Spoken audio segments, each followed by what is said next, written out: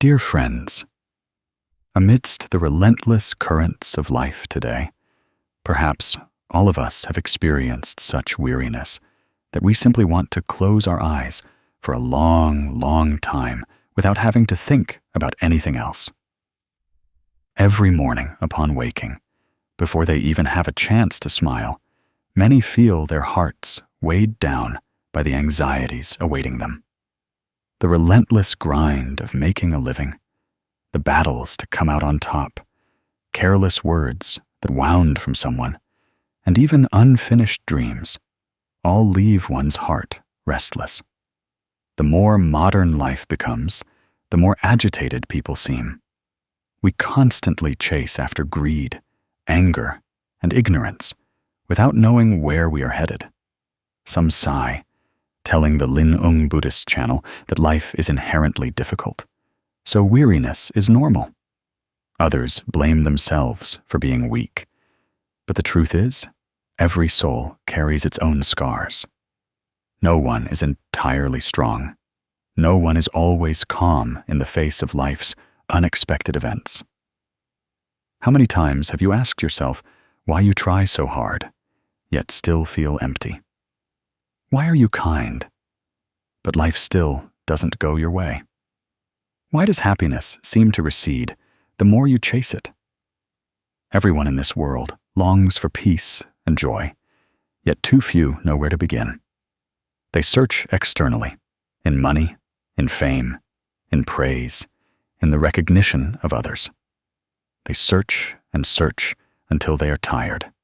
Then tired leads to suffering, and suffering leads to blaming life for being unfair. But as the Buddha taught, when the mind still harbors negative thoughts, no matter where one goes, one will encounter suffering. When the mind knows how to turn towards good, even amidst a storm, one can still feel the light of peace. Life is vast, but our minds are even vaster. We only need to know how to turn inward, and all suffering will dissolve. Someone once confided in the Zen Buddhist channel that they felt exhausted from enduring too many injustices. They tried to be a good person, but were misunderstood. They lived authentically, but were taken advantage of. They wanted to let go to lighten their heart, but didn't know how, because their mind was still entangled. In truth, what makes people suffer the most is not life's events, but how we face them. Our mind is like a glass of water. If the water is muddy, every scene appears muddy. If the water is clear, even if life's scenery is dark, we still see peace. This mind only becomes bright when we know how to abandon evil, do good, and live in accordance with the Dharma. These are not empty words, but a way of life that helps people reduce suffering and opens a path to freedom from afflictions. The ancients said that life is a short journey. The breath of today is not guaranteed for tomorrow. Impermanence spares no one. Therefore, while we can still listen, still breathe, and still turn inward, that is already a precious thing. The Buddha taught that when the mind is tranquil, life is peaceful. When the mind is bright, life's path automatically brightens. And when we know how to sow goodness, blessings follow like a shadow. Before delving into deeper lessons, please take a moment to slow down. Breathe in gently and deeply. Hold your mind steady. Then exhale softly. Let all worries temporarily fall away. Imagine before your eyes a vast expanse of sky. Clouds float gently. Ocean waves whisper. There are no longer any judgments, no longer the noise of life. There is only you and your breath, only your complete presence. Life is vast, but your mind is vast enough to embrace all the peace you deserve. In that moment of stillness, you truly feel the simple truth that to find peace and joy, you must know how to let go of evil and cultivate goodness. What others do, what they say, what they think about you, let them be. Because the most important thing is whether your mind is peaceful, whether your heart is bright, and whether your steps are heading in the right direction. From here, the journey of healing and transformation begins. Dear friends, this life is inherently impermanent, like a flowing river. As soon as we grasp today, tomorrow has already arrived. While we are still trying to hold on to something tightly, time has silently slipped away like a shadow passing a window. People live in this vast world. Everyone wishes for peace, tranquility, a gentle and meaningful life. Yet the longer we live, the more upheavals we experience, the more we realize that most of the things that make us suffer do not come from others, but from our own minds, especially greed, a small spark. But if we don't know how to tend to and discipline it, it will become the fire of anger, the fire of delusion, burning away all happiness. The Buddha taught about the three poisons: greed, anger, and ignorance, with greed being foremost because it is the root cause of hatred and delusion. The Lin Buddhist channel wants to reiterate a very familiar philosophy, yet every time we think of it, it startles us into awakening. Human life is like a fragile vase placed before the wind. No one knows when it will fall, when it will break. Yet we are still captivated, accumulating, vying, chasing after one thing after another. We forget that happiness does not lie in owning a lot, but in the ability to let go. When we know how to let go of one thing, our heart feels a little lighter. When we know how to stop at the right time, we will avoid many painful consequences. In Buddhist teachings, greed is considered the root of all afflictions. Because of greed, people become angry when obstructed. Because of greed, wisdom is obscured, making us deluded and chasing after unreal things. Looking broadly, countless family tragedies, broken relationships, and lives falling into deadlock all stem from greed. Greed is not an inherent evil in human nature, but a habit cultivated over time. The Buddha taught that humans are born like a blank sheet of paper, inherently pure and kind. But as they grow up, come into contact with many desires, and are influenced by societal expectations, greed is gradually nourished. The more one gets, the more one wants. The more one wants, the more one feels lacking. This is why people fall into a bottomless spiral of craving. Some are greedy for money, some for fame, some for affection, some for superiority, some for praise or blame. Each strand of greed is like an invisible rope binding our soul. The tighter it is pulled, the more painful and exhausted we become. Some people chase money their entire lives, only to look back at the end and realize they never truly lived a single day. Some lose friendships for a small gain. Some, out of greed, hurt even their own loved ones. In the end, they retain a little something, but lose their peace. One of the lessons the Buddha always emphasized is the lesson of contentment. Knowing enough is the root of peace and joy. A person who knows enough will always feel wealthy, even if they don't have much. A person who doesn't know enough will always feel deprived. Even with a mountain of gold, they will not be satisfied. Some people live in a small house, but their hearts are open because they know contentment.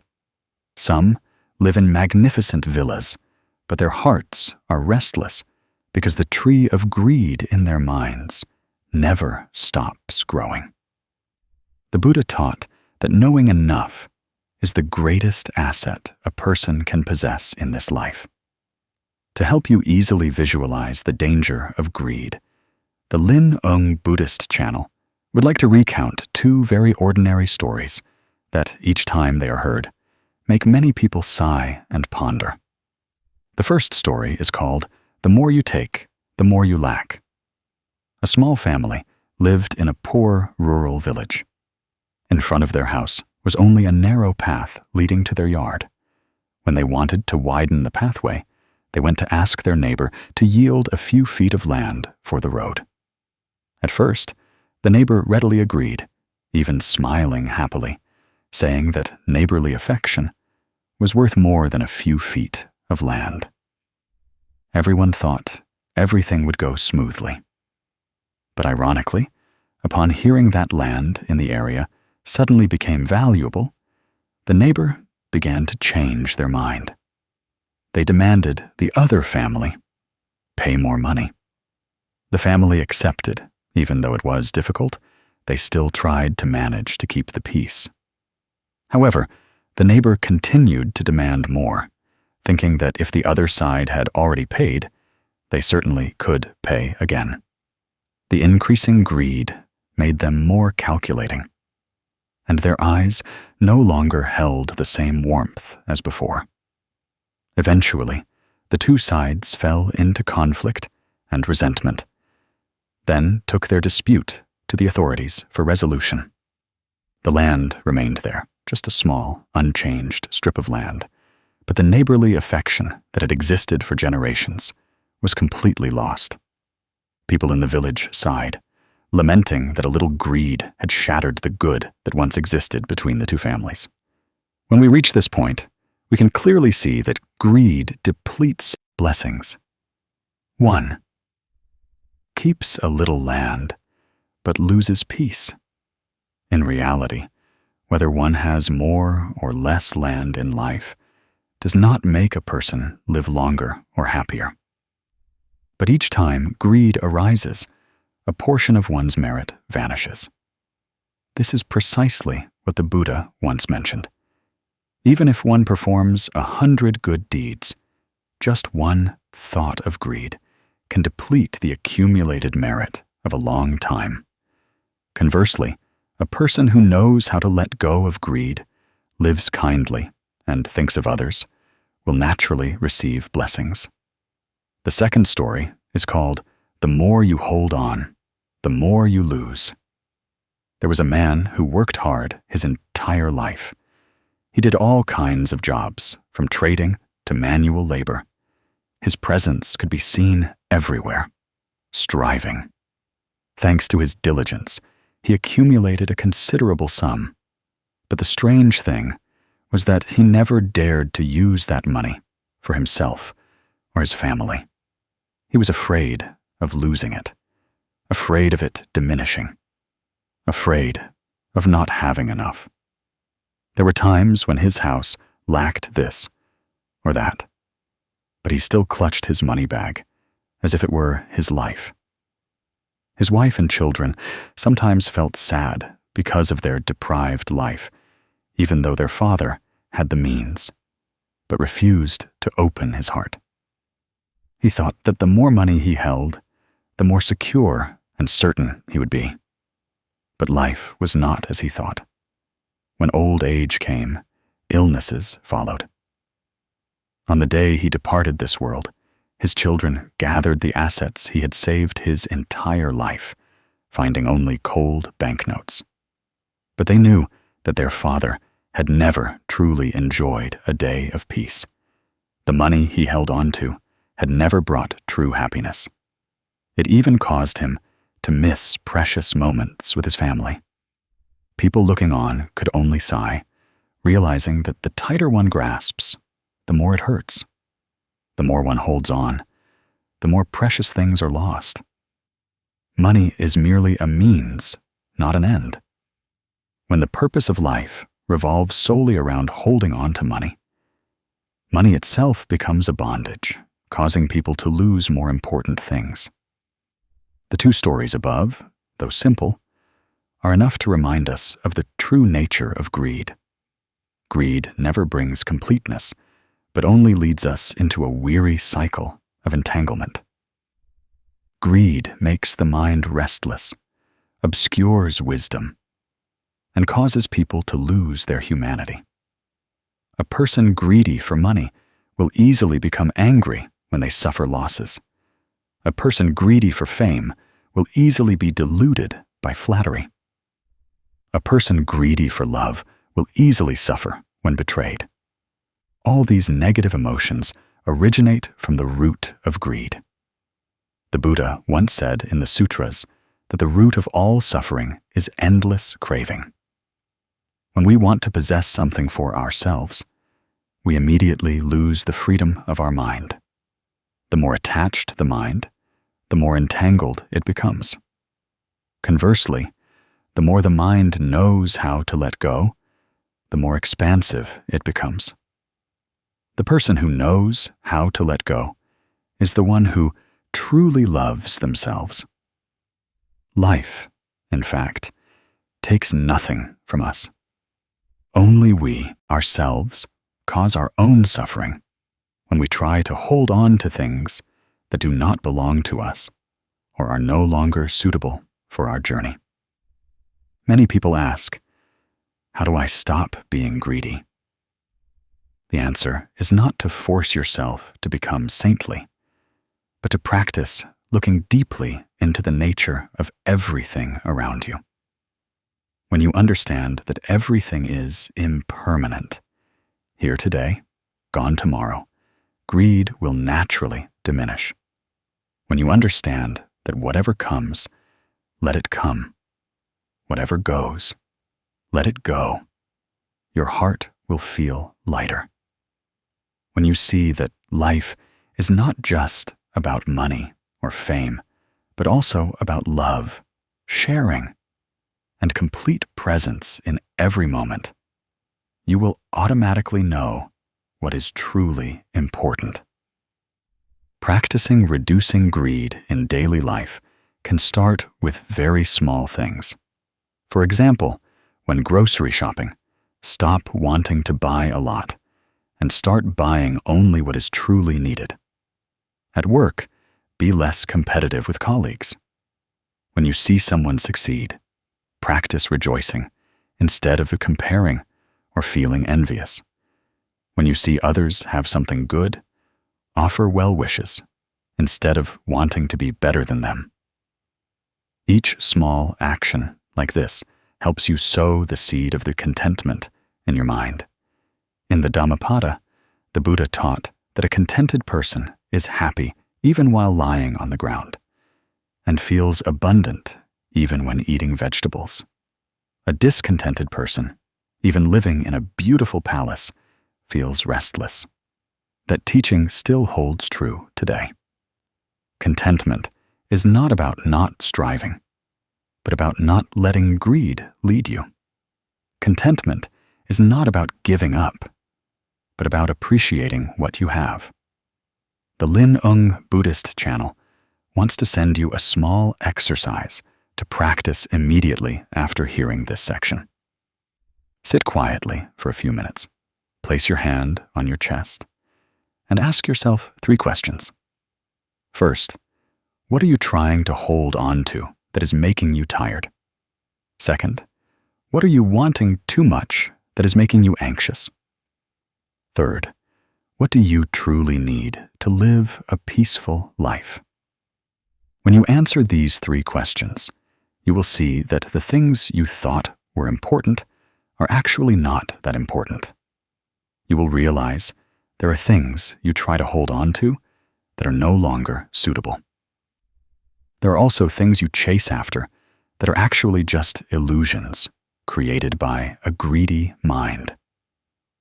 The message that the Zen Buddhist channel wants to convey to you is a gentle reminder. Life takes nothing from us. Only our greed causes our loss. Live contentedly to see that life is worth living. Let go a little to lighten your heart. Practice stopping at the right time so as not to trade peace for a small gain. Abandoning evil, doing good, and keeping the mind pure are the foundations for liberation. Live gently with life and gently with yourself. Whatever others do, let them be. The most important thing is that your mind is not caught in the whirlpool of greed. When the mind is still, the storms of life will no longer shake you. Ultimately, each of our lives is like a wave far out at sea, sometimes quiet, sometimes rising powerfully. Each person is born, grows up, struggles, competes, chases after so many things that sometimes we don't even understand what we are truly pursuing. Some chase money, some chase power, some chase desires that they themselves find hard to name. Then, one day, standing before the vast sea, the cool breeze, the boundless sky, people suddenly realize that all the things they held on to were nothing but fleeting winds of life. What remains is only the feeling of peace in the mind and the inner tranquility that comes from living kindly. The ancients said that human life is but a single breath. The Buddha taught that impermanence is the nature of all things. We can lose something in the blink of an eye. Therefore, in life, if we learn early to let go of bad things, to turn to goodness, and to gently smile at life's upheavals, our mind will naturally be at peace and our wisdom bright. These things, though they sound simple, are not something everyone can do. Many people live their entire lives without knowing what true peace is, what true rest is, what truly letting go means. In the Dhammapada, the Buddha taught that our mind is the root of all phenomena. If the mind is peaceful, the environment is peaceful. If the mind is chaotic, the environment is chaotic. If we know how to care for our mind by living kindly, knowing how to stay away from evil, knowing how to stop at the right time, and knowing how to let go of things that do not belong to us, life will become as gentle as the early morning sea breeze.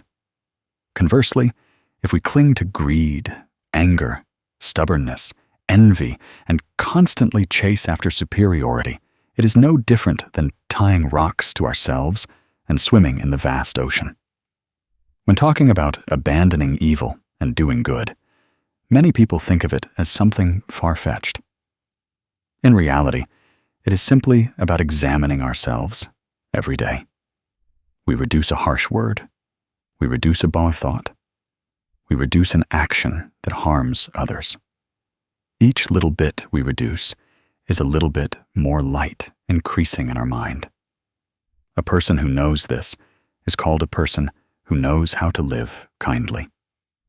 And when living kindly, the mind naturally becomes less agitated, less worried, less suffering.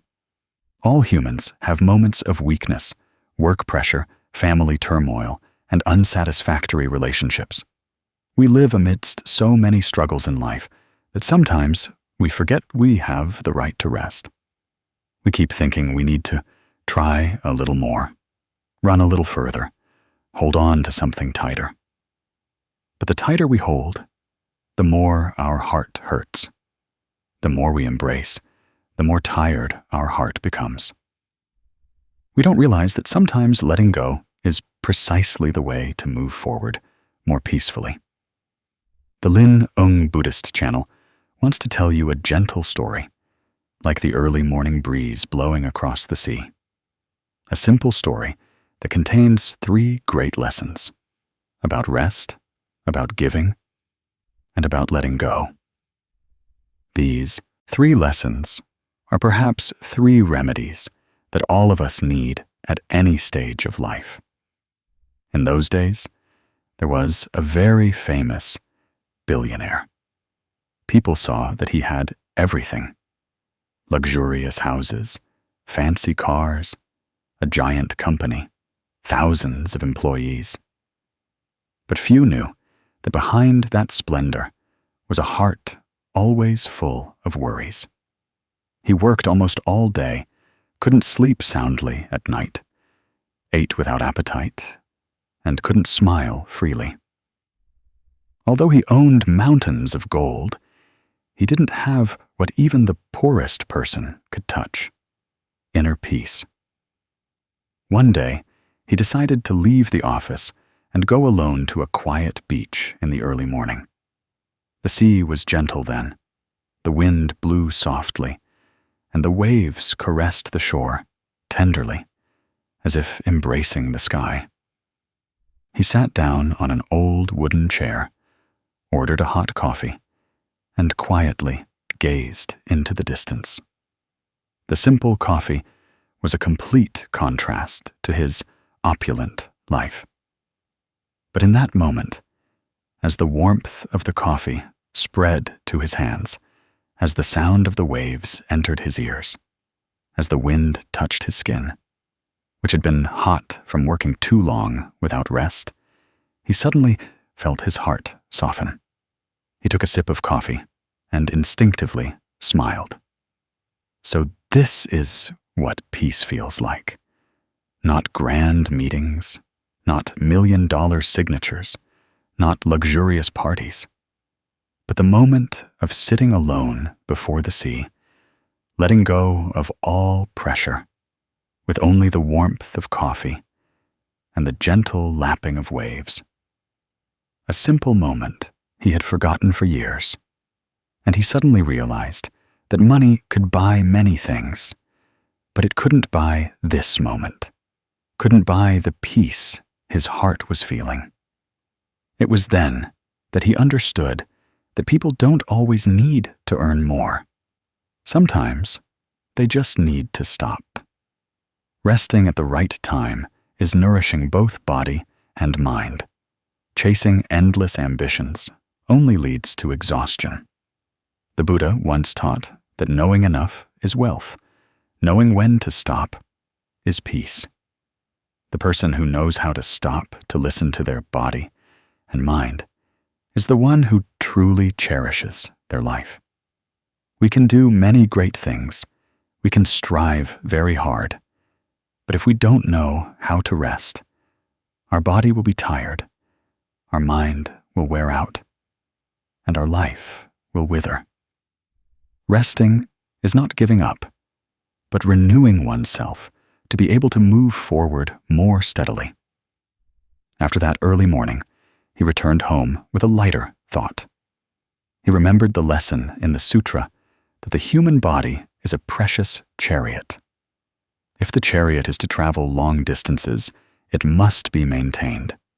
If the mind is to be bright, it must rest. Resting is not for laziness, but to cultivate wisdom and compassion. A tired person finds it difficult to live kindly. A person with a chaotic mind finds it difficult to maintain kindness. Therefore, knowing how to rest is also knowing how to protect one's mind from negativity and anger. Some time later, the billionaire had another experience that made him understand the second lesson more deeply. One afternoon, he happened to visit a small temple nestled on a hill. The temple was not large, nor was it lavishly decorated. But when he stepped into the temple courtyard, he heard the sound of the wind rustling through the leaves, the ringing of the bell, and the faint scent of incense. All these things made his heart feel wonderfully at peace. He walked closer to the abbot, who was feeding some poor children. He saw the innocent, grateful eyes of the children. Just a simple bowl of rice made them as happy as if they had received the whole world. The abbot looked at him and smiled gently. He asked the monk why he was always joyful, even though his life was not what one would call rich. The monk simply replied that his joy came from giving. When he gave a little love, he felt his mind as light as if he were walking on clouds. Giving is not for others to praise you. Giving is to feel your heart expansive, to reduce the narrowness that greed brings. The billionaire stood in silence for a long time. For many years, he had helped many people, but mostly in a business context. He had never given with a pure heart. He had never felt that giving was also sowing blessings. The satisfaction of helping others does not come from their thanks, but from the act itself, done with kindness. In the Anguttara Nikaya, the Buddha taught that a person who practices generosity not only opens their heart to others, but also opens the door to liberation for themselves. When we give, we cut off stinginess, reduce craving, and increase compassion. A person who lives with compassion has a mind as light as a cloud and a face as bright as the moon. The billionaire listened to the monk's words and said to himself, "From now on, I must live differently." He began to open funds to help poor children, but no longer for fame. He did it because he wanted his heart to soften. Then, on another occasion, during a mountain climbing trip with an old friend, he witnessed a story that made him understand the third lesson more profoundly.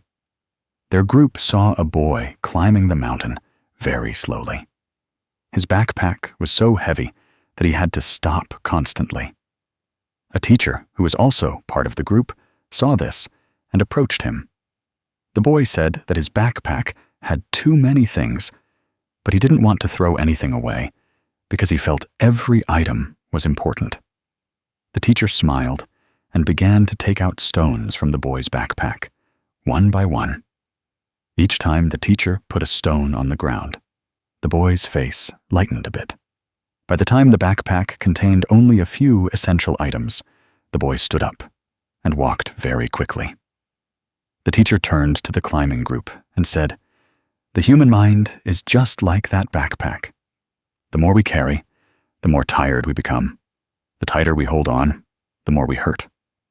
Many people carry anger, resentment, regret, fear, and anxiety. How can one not suffer when carrying so much? Let go, and you will be lighter. Discard, and you will find peace. A mountain climber who carries a pile of rocks cannot go far. A person living life who carries a pile of afflictions cannot find happiness."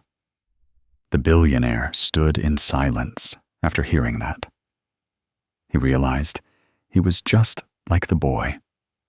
He took on work, embraced pressure, expectations, the fear of failure. He held everything in his mind without realizing that these very things were holding him back. He had never understood that letting go is not losing. Letting go is opening up new space for peace to enter. The Buddha taught that what we cling to always has the potential to cause us pain. The more we crave, the more we suffer. The harder we hold on, the more restless we become.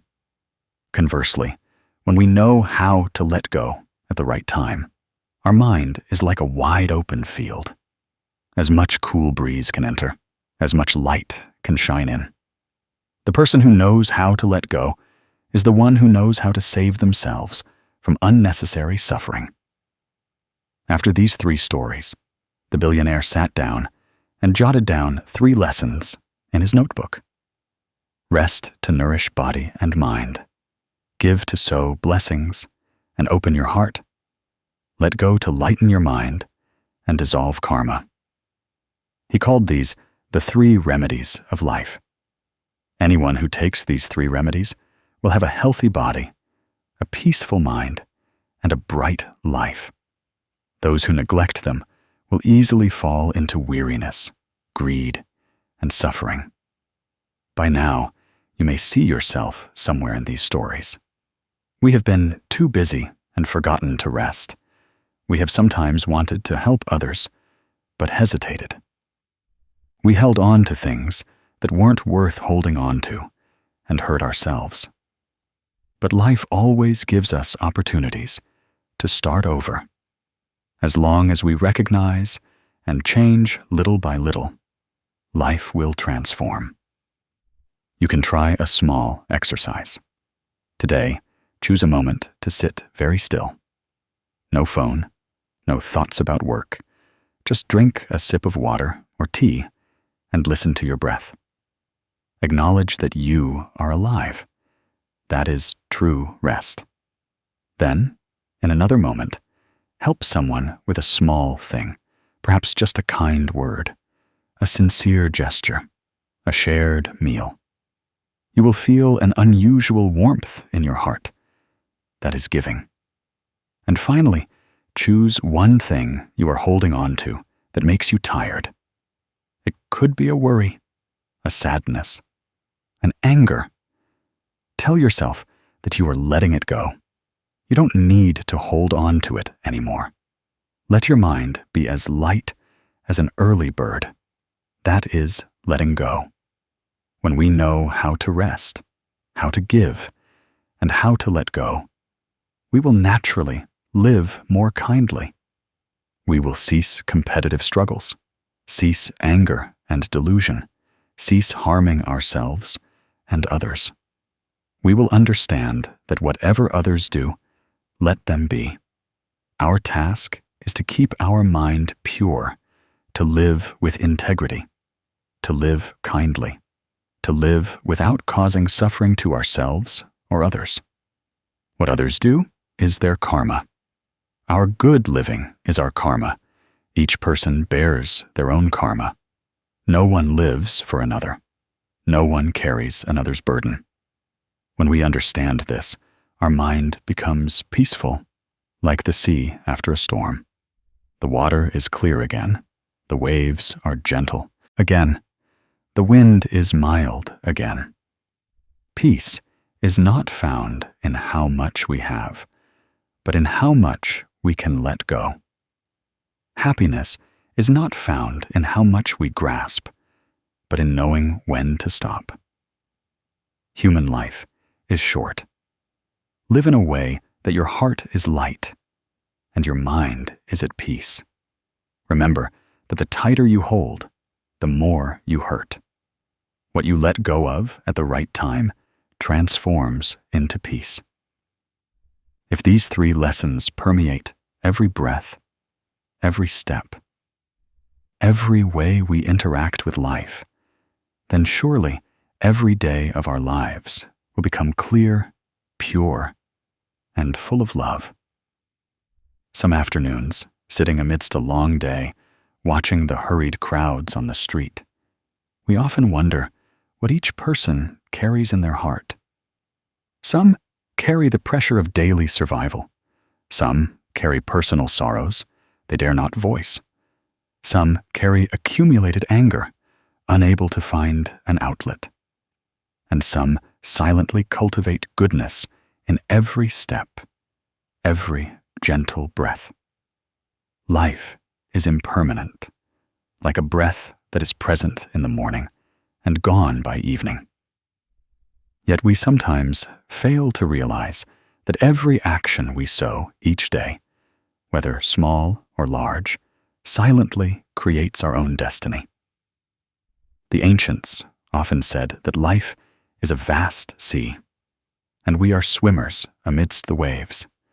Whether the waves are fierce or calm, sometimes lies not just in the sea, but within each person's heart. It is the good and evil in our minds that create the most powerful waves impacting our lives. Sometimes we think that a small good deed won't affect our lives much. Seeing a fallen leaf, sweeping it or not, doesn't change the world. Picking up a small item someone lost, returning it or not, won't turn a new page in our lives. We think everything is too small to make a good impact, but we don't realize that a tiny seed, if sown in the right soil and season, will grow into a large tree that shades an entire lifetime. The Buddha taught not to do small evils and not to abandon small good deeds, because sometimes a single good thought at the right moment can change one's entire destiny without us even knowing it. People often value grand gestures, but Buddhist teachings say that great blessings are accumulated from the smallest things. In modern life, we are often caught in a whirlwind of worries and pressures. People compete, strive against each other, sometimes just to find a better position, a more comfortable life, or simply because their ego is too big to accept defeat. We get caught up in arguments about right and wrong, winning and losing. And from that, we forget that every word, every action, every thought of ours is sowing a seed into life. People are sad when misunderstood, angry when hurt, afraid of being disadvantaged. So sometimes they choose to react with irritation, harsh words, or cold glances.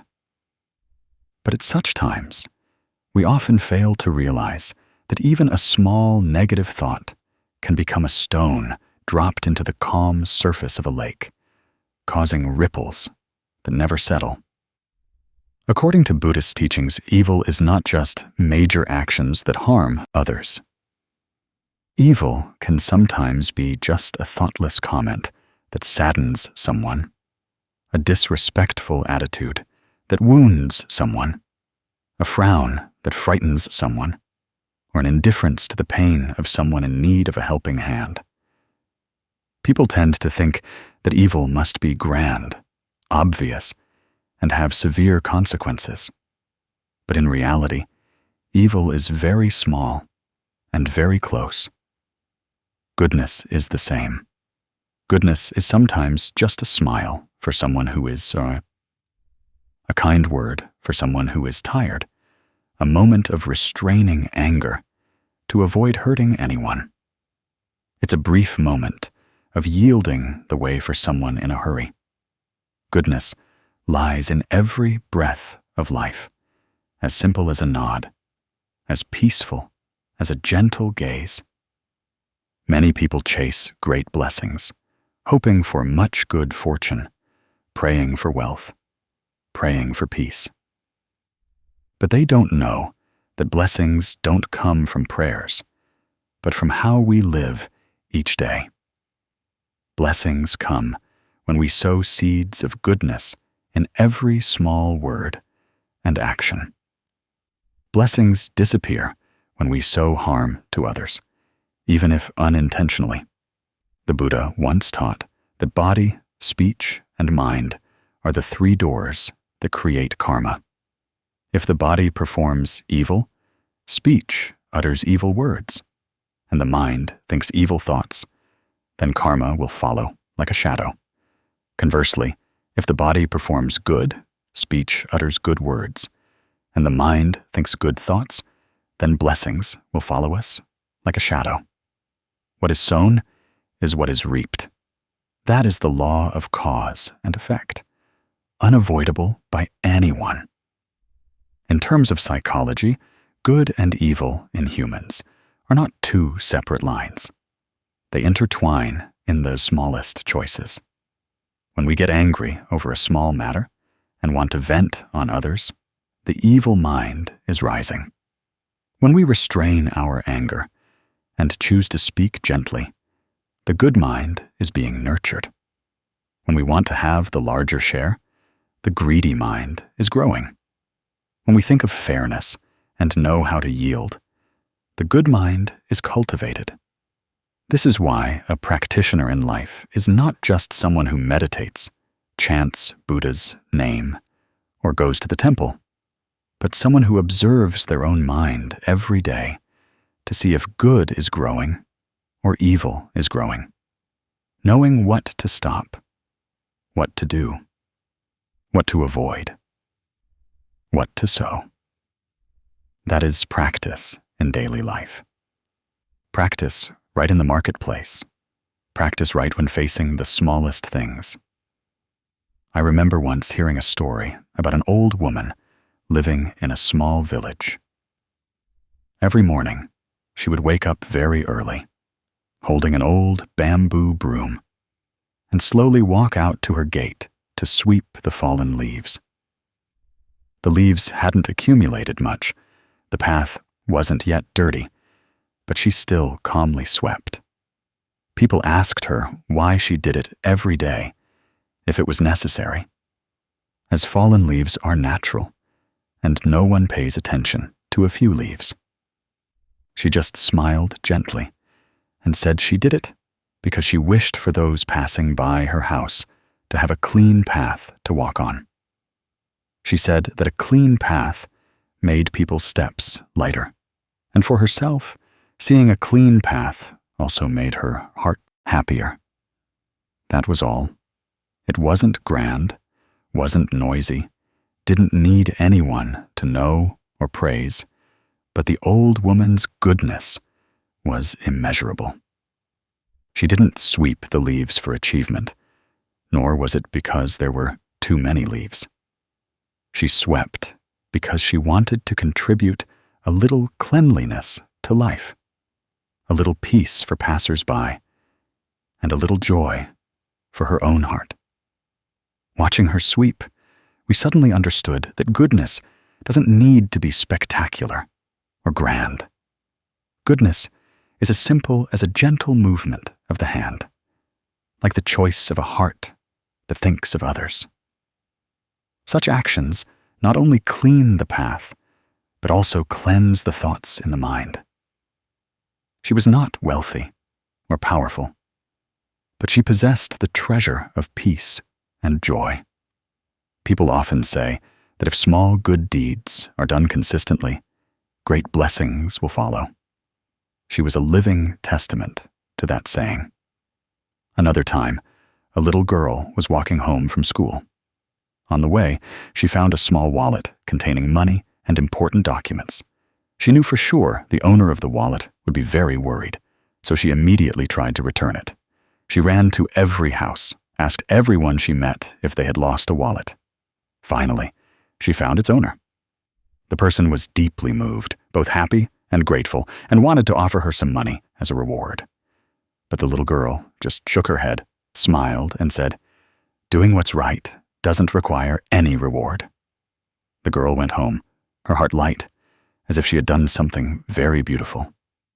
Adults who witnessed her actions also felt a warmth in their hearts, because they knew that was a seed of goodness, a sprout of blessings that the girl had sown into life. That story, though simple, made us ponder for a long time. Adults sometimes easily forget the purity of their own minds. Life teaches us to be calculating, to be wary, to weigh gains and losses. And then we forget that there are good deeds that don't require calculation, don't require receiving anything back, only needing to be done because they are right.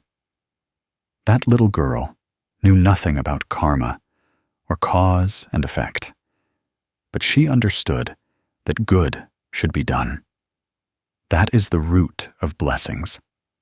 A good heart starts from very small things, like returning a lost wallet or using kind words. The Buddha once taught that the wise person views good deeds as a hungry person views food. They always crave to sow goodness, even the smallest amount, for they know that goodness is like drops of water. small drops, but if they fall consistently, they will fill a jar. The wise sow goodness every day, and when the conditions are right, it will become great blessings that guide them through many difficulties. The deluded, on the other hand, underestimate small good deeds and then easily commit small evils. Small evils, repeated many times, become great karma. When bad consequences manifest, they become frightened and blame life. But once the seed is sown, the fruit must be reaped. No one can avoid it. So when we talk about abandoning evil and doing good, it's not just about grand things, but a gentle reminder to start today, from the smallest thoughts and actions. When we speak kindly to someone, we are sowing a small blessing. When we listen to someone suffering, we are sowing a little compassion. When we curb our temper, we are undoing a negative karma. When we choose forgiveness, we are opening a door to peace for ourselves. These things are small, but have great power in life. If we look deep within, we will see that the human mind is like a garden. This garden can be overgrown with weeds if we neglect it.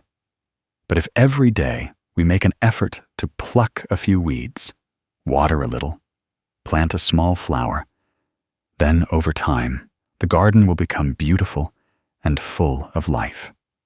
Abandoning evil and doing good is the same. Abandoning evil is plucking out the weeds in the mind, and doing good is sowing good seeds. If we don't sow good seeds, weeds will grow abundantly. If we don't abandon evil, goodness cannot blossom. When we look back at all the challenges and difficulties in life, we will see that much suffering is not necessarily caused by others, but because we ourselves sowed seeds of ignorance in the past. We were angry, so we lost the favor of others. We were selfish, so we lost help. We spoke harshly, so we created more distance. We were indifferent, so we lost the opportunity to receive love. Every bad outcome stems from bad seeds once sown. When we understand this, we will no longer want to blame life or others. We will only want to remind ourselves to live more kindly each day. The Buddha taught that the mind is like water. If the water is clear, the moon appears. If the water is muddy, the moon is dim. If our mind is pure, kind, and knows how to live virtuously, life naturally brightens. If our mind is full of hatred, envy, anger, and selfishness, life naturally darkens. Do we want our life to be bright or dark? Sometimes, just by looking at how we treat others every day, we can understand. To help listeners easily apply this to life, we can try a very simple exercise. Dedicate a day to observing your mind.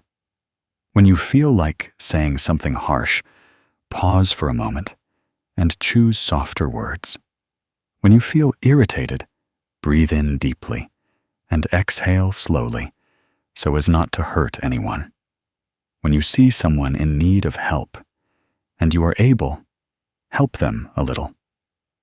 When you see someone make a mistake, instead of scolding them, try to look at them with understanding eyes. A day like that will make you feel much lighter. And if you maintain this every day, your life will change very quickly. The message I want to convey is a very gentle one. As humans in this world, let us choose kindness even when no one is watching. Do small, good deeds and resolutely avoid small evils. A kind heart will lead us to a place of peace and joy. An evil heart will drag us into afflictions. When we live virtuously and accumulate merit for ourselves, blessings will come without seeking them. Suffering will depart without chasing it away. Each day we sow a seed of goodness. We take a step closer to inner freedom. Abandoning evil and doing good is not for anyone else, but for ourselves, because we deserve to live in peace and lightness.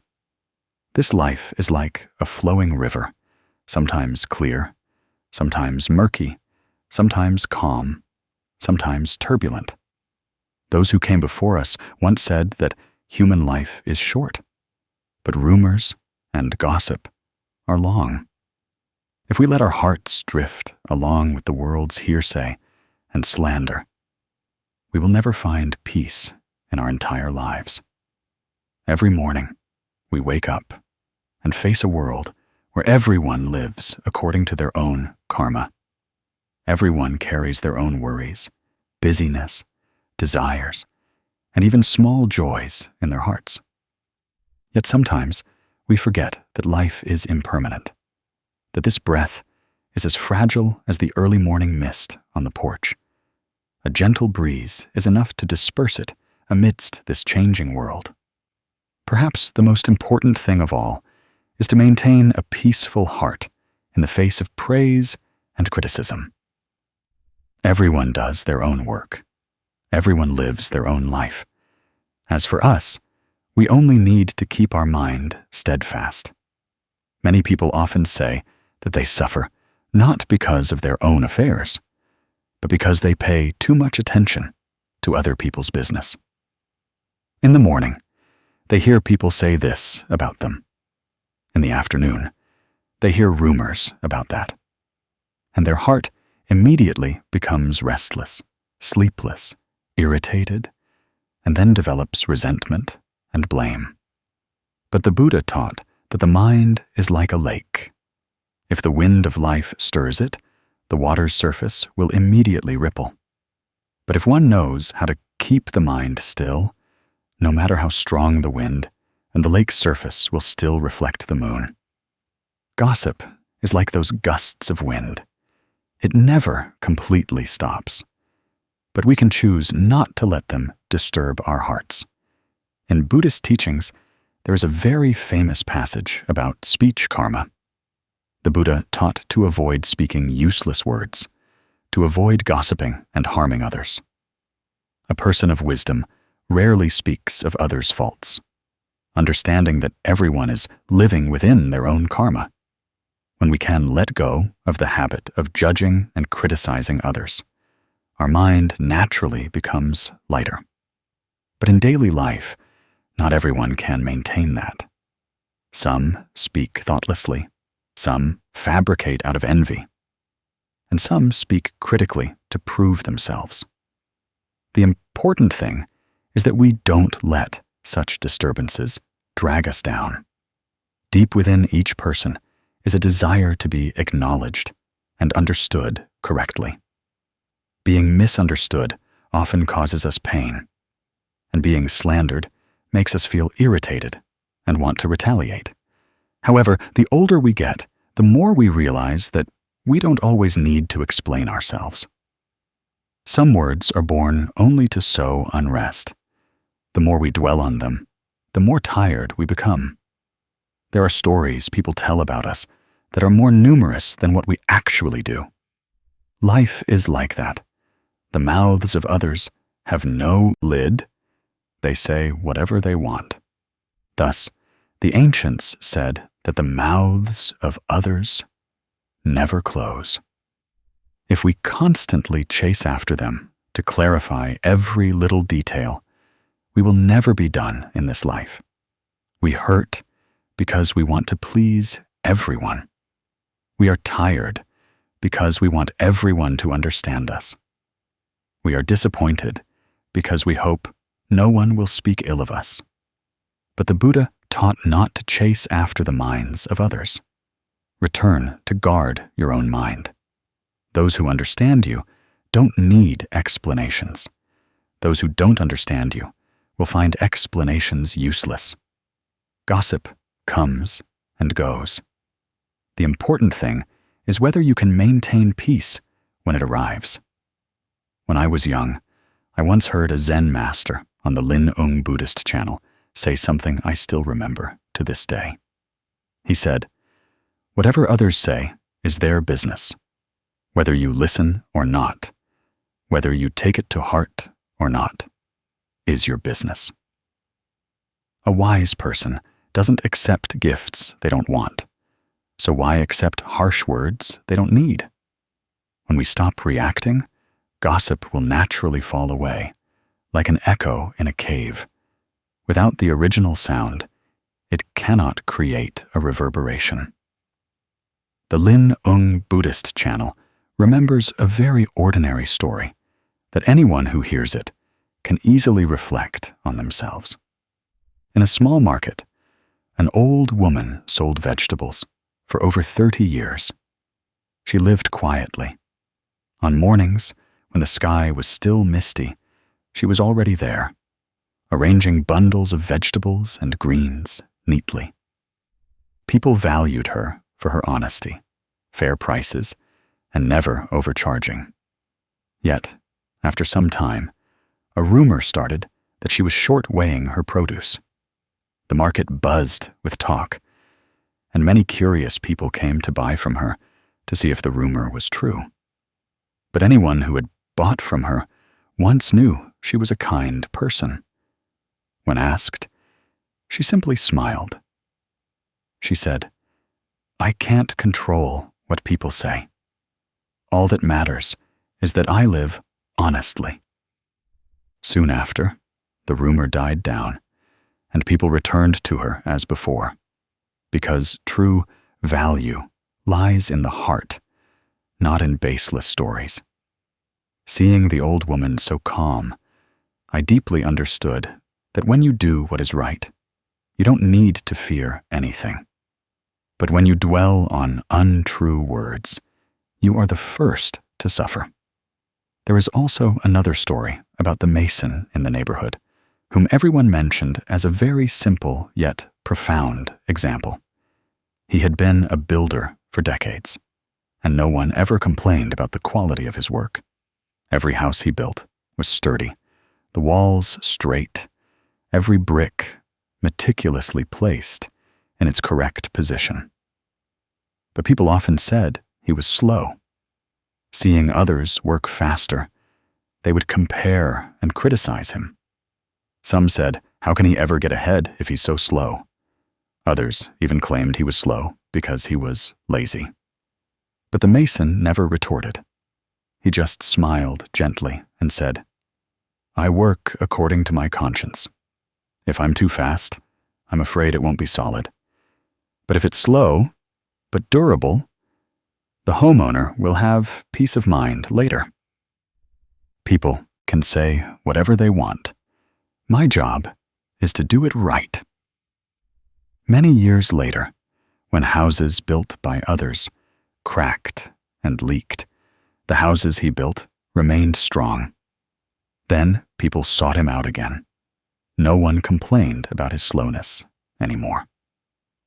Looking at that story, we realize that steadfastness is the pillar of a strong soul. Let others do what they do. Just keep living rightly. Such simple stories are always present in everyone's life, but we often pass them by without noticing. A person who maintains a calm mind in the face of gossip is one who understands the truth of impermanence.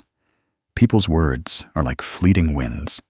Today they praise, tomorrow they criticize, today they love, tomorrow they hate. Nothing lasts forever.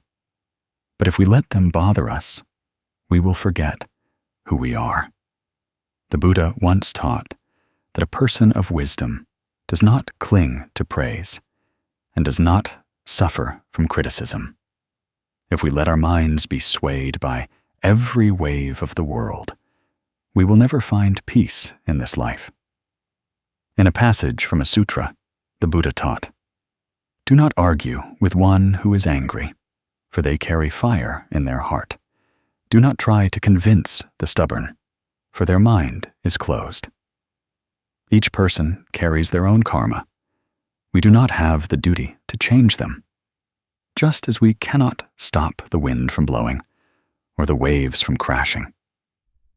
But we can learn to stand firm. When we understand this, the mind naturally settles. We look at life with gentleness, not losing our inner peace because someone speaks ill of us. To maintain a peaceful mind in the face of gossip, many people turn to meditation. In reality, meditation is not about sitting still for a long time, but about returning to the breath. Just taking a deep breath in and a slow breath out is enough to remind ourselves that we don't need to judge anyone, and we don't need to react to what anyone is saying. Breathe in to see yourself clearly. Breathe out to let go. Things don't need to be held on to. Each breath is an opportunity to renew ourselves. If right now you have something that makes your heart restless because of others' words, try closing your eyes for a moment. Breathe in without judgment. Breathe out and let go of the gossip. In that moment, you will feel that peace inherently lies within your own heart, not in the mouths of others. No one can take away your peace if you don't give it to them yourself. We can practice every day in such a simple way. Wake up in the morning, take a deep breath, and tell yourself, "Today, I will not let my mind dwell on meaningless things." When you hear someone speak ill of you, ask yourself, "Is that true?" If it's not true, there's no need to take it to heart. If it is true, then it's an opportunity for you to change. Regardless, do not let those words harm your mind. In life, everyone must pass through periods that cause their heart to waver. But in the end, everyone will understand that only a peaceful mind brings her true happiness. Everyone does their own work. Everyone carries their own karma. Everyone lives their own life. We cannot live for them, nor can we make them silent. But we can choose to keep our mind from being swept away. When you live rightly, life itself will bear witness. When you act kindly, blessings will naturally come. When you keep your heart calm, storms will not frighten you. Gossip, when it enters the ears of a practitioner, is like water flowing over a leaf, leaving no trace. This is also how we heal ourselves. For only when our mind is not swayed can we truly be free. Living in the world and maintaining a tranquil heart is the greatest gift each person can give themselves. This life spins through countless changes that humans can hardly grasp completely. A day passes, carrying silently many upheavals. Today is warm sunshine. Tomorrow could be a sudden rain. Today we meet good people. Tomorrow we might face challenges. The Buddha taught that life is impermanent, and precisely because of impermanence, every thought, every good deed we sow amidst the current of life becomes a refuge for ourselves against unforeseen uncertainties. Often, sitting in quiet reflection, we realize that over many years, what helped us overcome tired nights or heavy, burdened days was not money, position, or fleeting luxuries, but the inherent goodness we silently maintained within ourselves. Living kindly is like keeping a lamp in your heart. This lamp doesn't need anyone to see it, nor is it for anyone to praise. It is to illuminate the path we walk every day. A person who knows how to live kindly is not someone who has no other choice, but someone who understands that keeping the mind pure is what helps one sleep peacefully at night and wake up refreshed tomorrow. In Buddhist teachings, kindness is not something too lofty.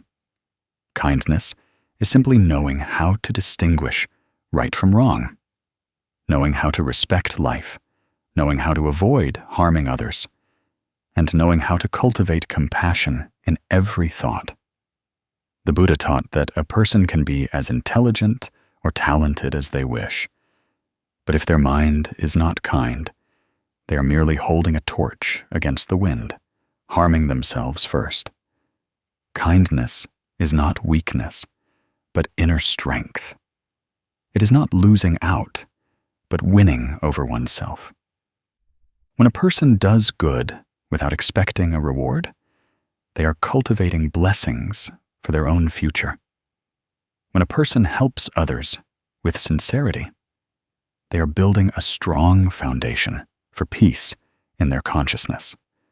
People often tend to think that life is a continuous competition. They believe that whoever is stronger wins. Whoever gains more is richer. Whoever is tougher is not at a disadvantage. But the longer we live, the more struggles we experience, the more we understand that what keeps a person's life steadfast is not trickery or cunning, but a bright mind unclouded by temptations. The mind is like water. If the water is murky, you see nothing when you look into it. If the water is clear, it naturally reflects every image distinctly. The human mind is the same. When the mind is still full of anger and calculation, everything we see will be distorted and heavy. When the mind is bright and good, life naturally becomes lighter. Suffering thus diminishes. Many people living in this world are often torn between good and evil. They understand that good is beneficial, but fear disadvantage. They see immediate gain in evil, but fear karmic retribution. This very hesitation makes their hearts weary. In truth, a person who lives kindly has not necessarily avoided struggle, has not necessarily avoided moments of difficult choice, but they know how to prioritize peace as the highest value. They deeply understand one thing: life is short. If every day must be lived in fear, worry, or a sense of unease because of what one does, then that price is not worth paying. There's a small but beautiful story about kindness that many people often tell, and each time they hear it, their hearts feel lighter. It's the story of an old taxi driver who made a living with his old car. That day, a passenger accidentally gave him a 500,000 VND note when paying the fare. The driver took it and continued driving. But just glancing at the note, he knew the person had paid too much. So the driver turned his car around and drove 5 kilometers back just to return the excess money. The passenger was very surprised and asked why he went to such trouble to turn back when no one else knew about it. The driver just smiled gently and said a soft but profound sentence: "I live this way to keep my heart light." That sentence contained enough truthfulness, enough kindness, enough mindfulness in every breath of daily life. No grand pronouncements, no lofty philosophies, but enough to make people understand that a kind person doesn't need anyone to see them, because what they want to preserve is not an image, but the purity within their heart. Kindness is a lamp. And who does that lamp illuminate first? Not outsiders, but ourselves. When we do good, our mind becomes bright. When our mind is bright, life's path naturally becomes more expansive. People mistakenly think that doing good is helping others, but in reality, the first impact is on ourselves. That taxi driver drove an extra 5 kilometers, not for reputation, but to find peace within himself. If he had remained silent and kept the money, would he have slept soundly? Would he have felt a heavy heart when looking in the mirror? That is the lamp of kindness shining into one's own inner being. A person may not become richer or more powerful through kind actions, but they are certainly richer in spirit and more stable in life. That wealth cannot be measured by others, but the universe knows it. Good karma naturally brings blessings. Good deeds naturally bring noble helpers. A mind as bright as a lamp will attract good things, just as light attracts pure things around it. There is another story, very simple and humble, that we can still encounter in any small corner of life. There was a small faux stall located on a street corner, without a fancy sign or loud advertisements. The owner, an ordinary woman, only wanted to make an honest living to send her children to school. Recently, prices had risen sharply, and many restaurants had to increase their prices to cover costs. But she still kept her prices the same for poor laborers, especially peddlers and students. She said that those people were already struggling. If she raised prices, they would have to skip meals. So, even though her profit margins decreased, she maintained the old prices. People heard this and felt more compassion for her. Customers began to flock to her stall more than ever before. Some didn't eat there every day, but when they returned, they still chose the kind owner's stall because they felt the sincerity in her way of living. She didn't do good deeds to be praised, but life itself praised her by consistently bringing customers. When her heart was kind, her mind naturally brightened, and she didn't need to try to appear benevolent. That benevolence naturally spread through every smile, every steaming bowl of pho filled with the warmth of kindness. The Buddha once taught that the merit of a person who lives kindly cannot be measured by the naked eye.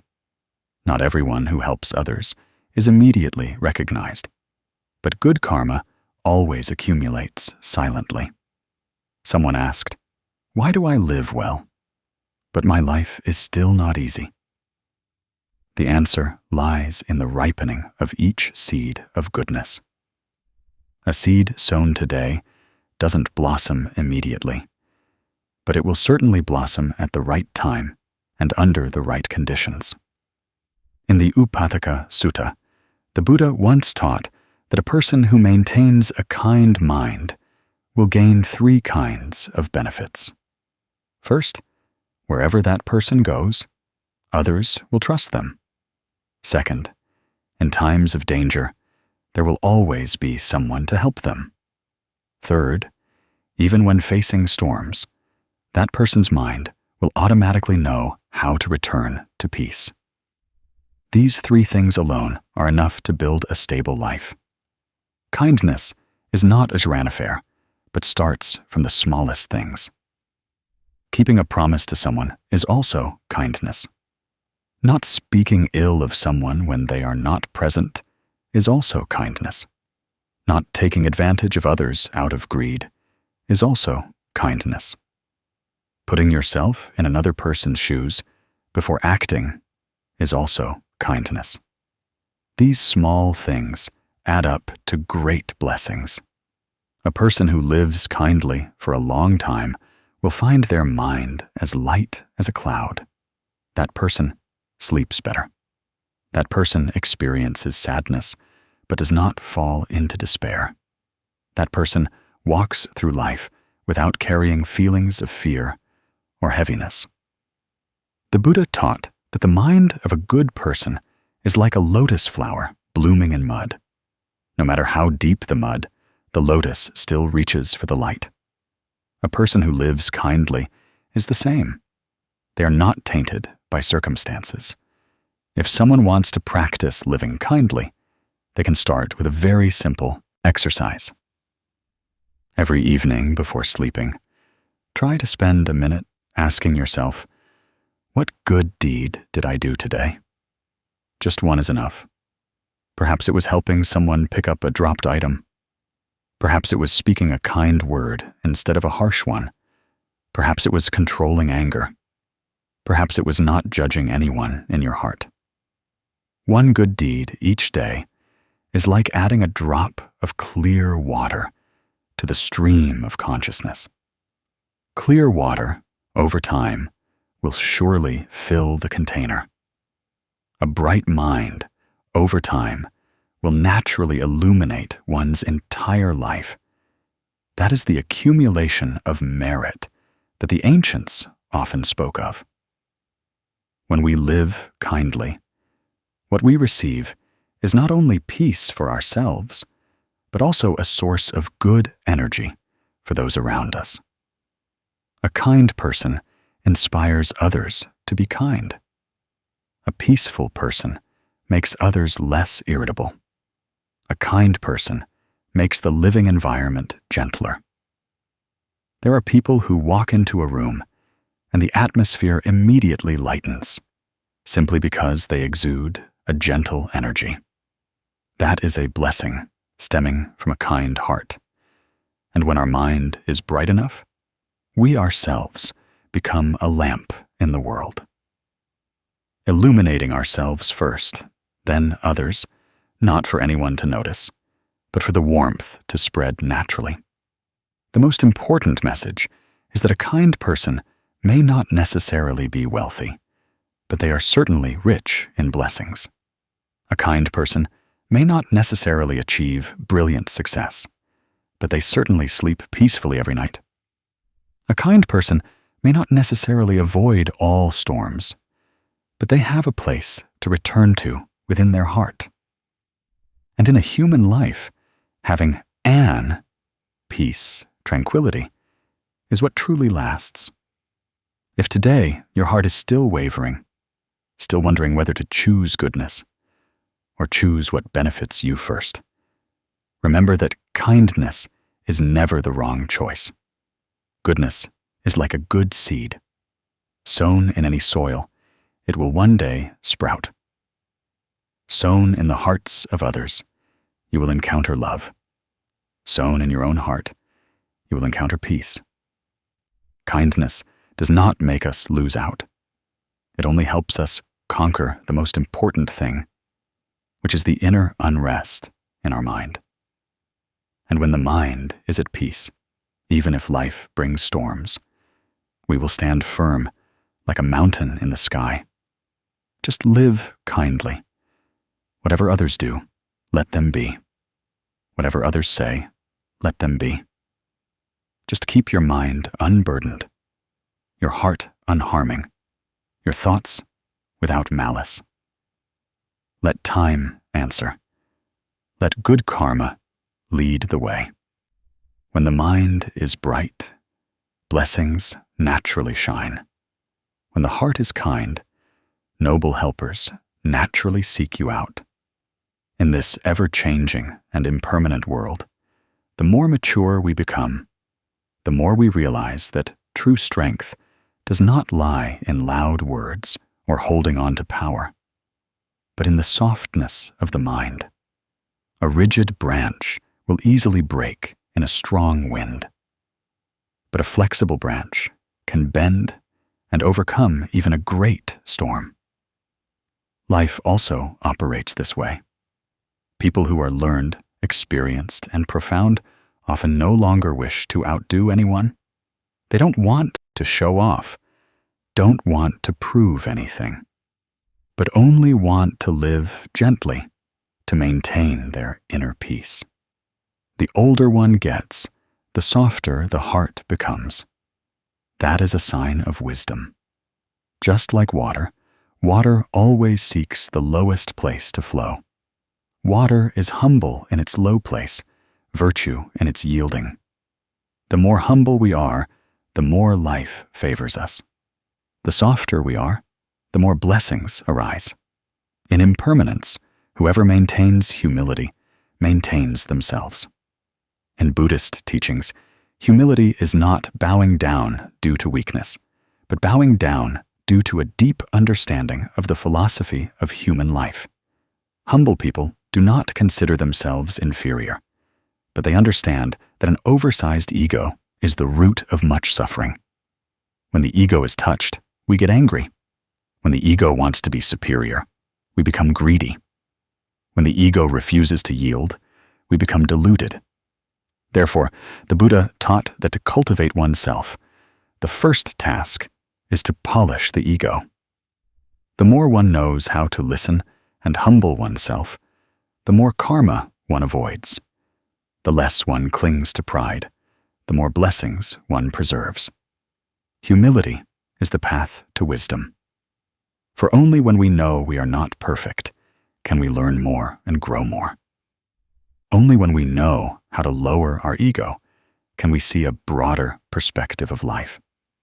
In everyday psychology, people easily fall into the state of wanting to prove themselves.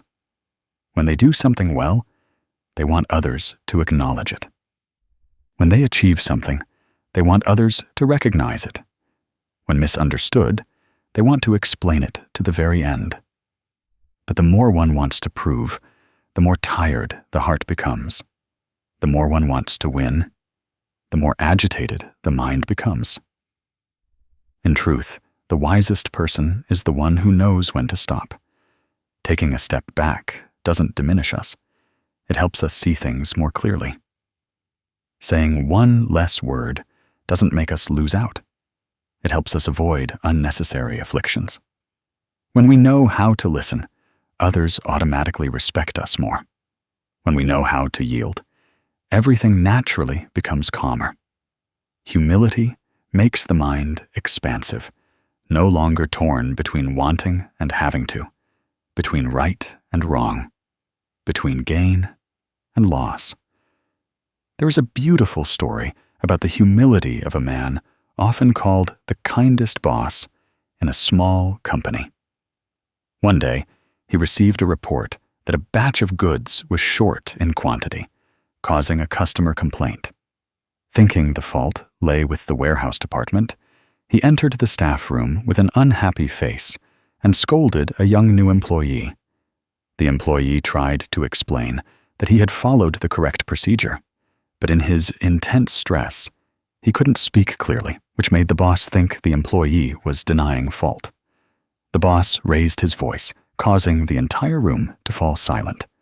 But immediately after, the inventory department sent a second report and discovered that the error was not with the employee, but with a malfunction in the recording system. Upon hearing the news, the boss was silent for a moment. A bit of pride made him hesitate. But just a moment later, he walked straight into the meeting room, where everyone was present, and called the young employee over. Before the eyes of all the staff, he bowed his head and apologized. He said that everyone has moments of anger in life, but admitting one's mistake is the difficult thing to do. And he wanted to do it himself to feel lighter. The entire room was surprised. No one thought an older, high-ranking boss could be so humble, but that very moment made everyone respect him more. The lesson from the story is simple. The greater one is, the more one knows how to listen and humble oneself. For humbling oneself is not losing face, but elevating one's mind to a higher level. There's another simple story that happened in a classroom. After recess, students rushed into the classroom. Some played, some ate snacks, then casually threw trash on the floor. No one paid attention. The teacher walked in and saw everything a bit messy. Before the teacher could say anything, a small student quietly bent down and picked up every piece of paper, every plastic bag, every discarded wrapper. The teacher stood, watching, and asked the boy, "Why are you doing that when you didn't make the mess?" the boy answered simply, which silenced the entire class. Whose trash it is doesn't matter, but if I see it, I'll pick it up. The teacher smiled after hearing that, and the whole class looked at the boy with different eyes. Humility is a silent strength, a young child with a big heart, a small action that illuminates an entire way of life. The boy didn't need anyone to praise him, nor did he need anyone to acknowledge him. He did it because his heart wanted the place he sat to be clean. And he knew that if he didn't do it, no one would want to start. This very quietness made everyone in the class understand that humility doesn't necessarily need to be spoken. Just acting from the heart is enough. In the Dhammapada, the Buddha taught that the wise are like the earth. People can throw bad things, insults, and harsh words upon it. The earth remains silent and contains everything. That is the image of humility. Ordinary people often easily lose their temper when insulted. But people of wisdom often choose silence to protect their minds. The Buddha also said that among the 4 types of people, the most precious is the one who knows their mistakes and corrects them. The one who admits fault is virtuous. The one who knows how to humble themselves is wise. The very word yielding is a kind of blessing. One who yields a word avoids discord. One who remains silent once avoids an affliction. Humility brings peace to the mind. When the mind is at peace, life naturally brightens. Practicing humility is not difficult. The difficulty lies in whether we have enough mindfulness to remember to practice. If you want to cultivate humility, you can start with a gentle exercise every day.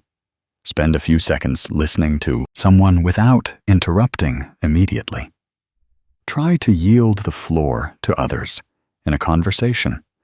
Slow down a bit before reacting when misunderstood by others. Think about how each time you lower your ego, you save a part of your psychological energy. In the evening, when lying down, ask yourself, did I have a truly humble moment today? Just one moment is enough to nurture a kind heart within. Gradually, that humility becomes a habit.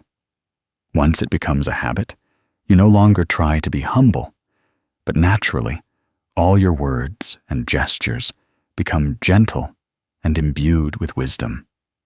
When you live humbly, what you receive is not disrespect from others, but trust. Arrogant people are often kept at a distance by others. Humble people are loved and respected. When you take a step back, your path becomes wider. When you listen more than you speak, you learn many new things. When you yield to others in small matters, you preserve something great for yourself, which is peace. Peace is the most precious asset in human life. The Buddha taught that a humble person is like a rice stalk, bowing its head when it bears grain. The heavier the grain, the lower the stalk bows. The more virtuous a person, the more they know how to yield. Conversely, weeds, though tall, are hollow inside and break easily in a strong wind. Arrogant people are the same. When they only exalt themselves, they easily fall when encountering challenges. Humility does not diminish us, but makes us deeper. In truth, everyone's life has moments when they must bow their heads. Bowing before parents for the grace of birth. Bowing before teachers for the grace of education. Bowing before life for the lessons we have stumbled upon. Bowing before ourselves for the mistakes we have made to rectify the mind. Bowing is not for anyone to step on us, but to see more clearly what is important. Bowing is not to belittle oneself, but to come closer to humility. to the virtue of one who lives deeply. Humility also helps us heal past wounds. Many have suffered from being looked down upon, from being misunderstood, from being tired of proving themselves. But when we learn to listen and lower our ego, we understand that we don't need to be right in every story. We just need to be at peace. We don't need to win every argument. We just need to keep our mind from harming anyone. We don't need anyone to acknowledge our cleverness. We just need to know that we are living rightly. Humility helps us escape meaningless battles caused by the ego. It halves our worries and doubles our peace. If today you feel your heart is still adrift, still holding on to many things, try taking a very gentle step. A step towards softness in your heart. A step towards listening in every breath. A step towards yielding instead of winning. A step towards understanding instead of triumph. Each small step is like drops of water gathering to form a great ocean. One day, you will realize that this very humility has preserved many blessings for you and brought you much peace in your soul. The older one gets, the softer the heart becomes. The more one understands life, the more the mind knows how to yield.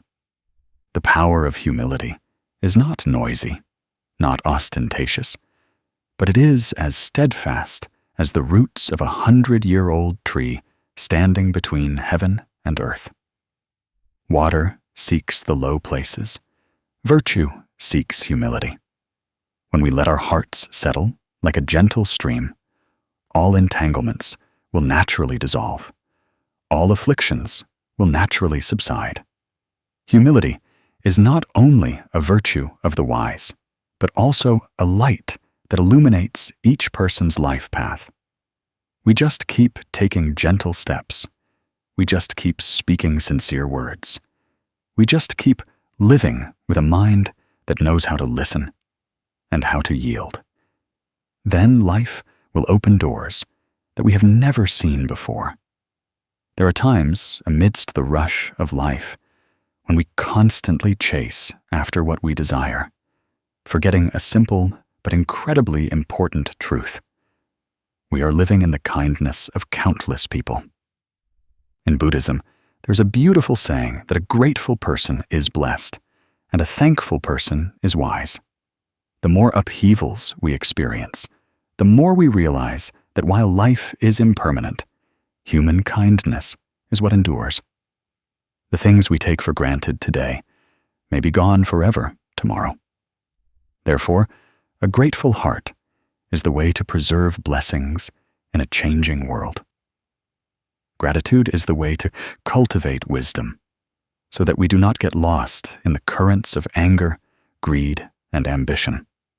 When the path ahead becomes obscured, it is gratitude that reminds us to return to our roots and continue walking with inner strength.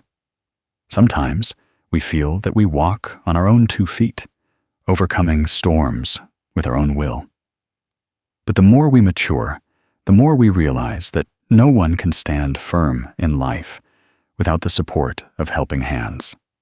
From our mother's milk that nourished us in our early days, to the teachings of our teachers from years past. From the embrace of a friend, when we fell to the gentleness of a stranger, when we were in despair. All these things form the kind person we are today.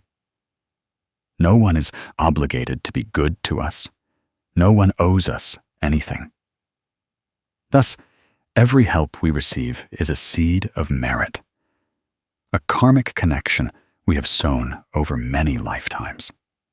When we understand this deeply, we naturally live slower, more appreciative, more gentle, because we know that a timely thank you is how we preserve blessings for life.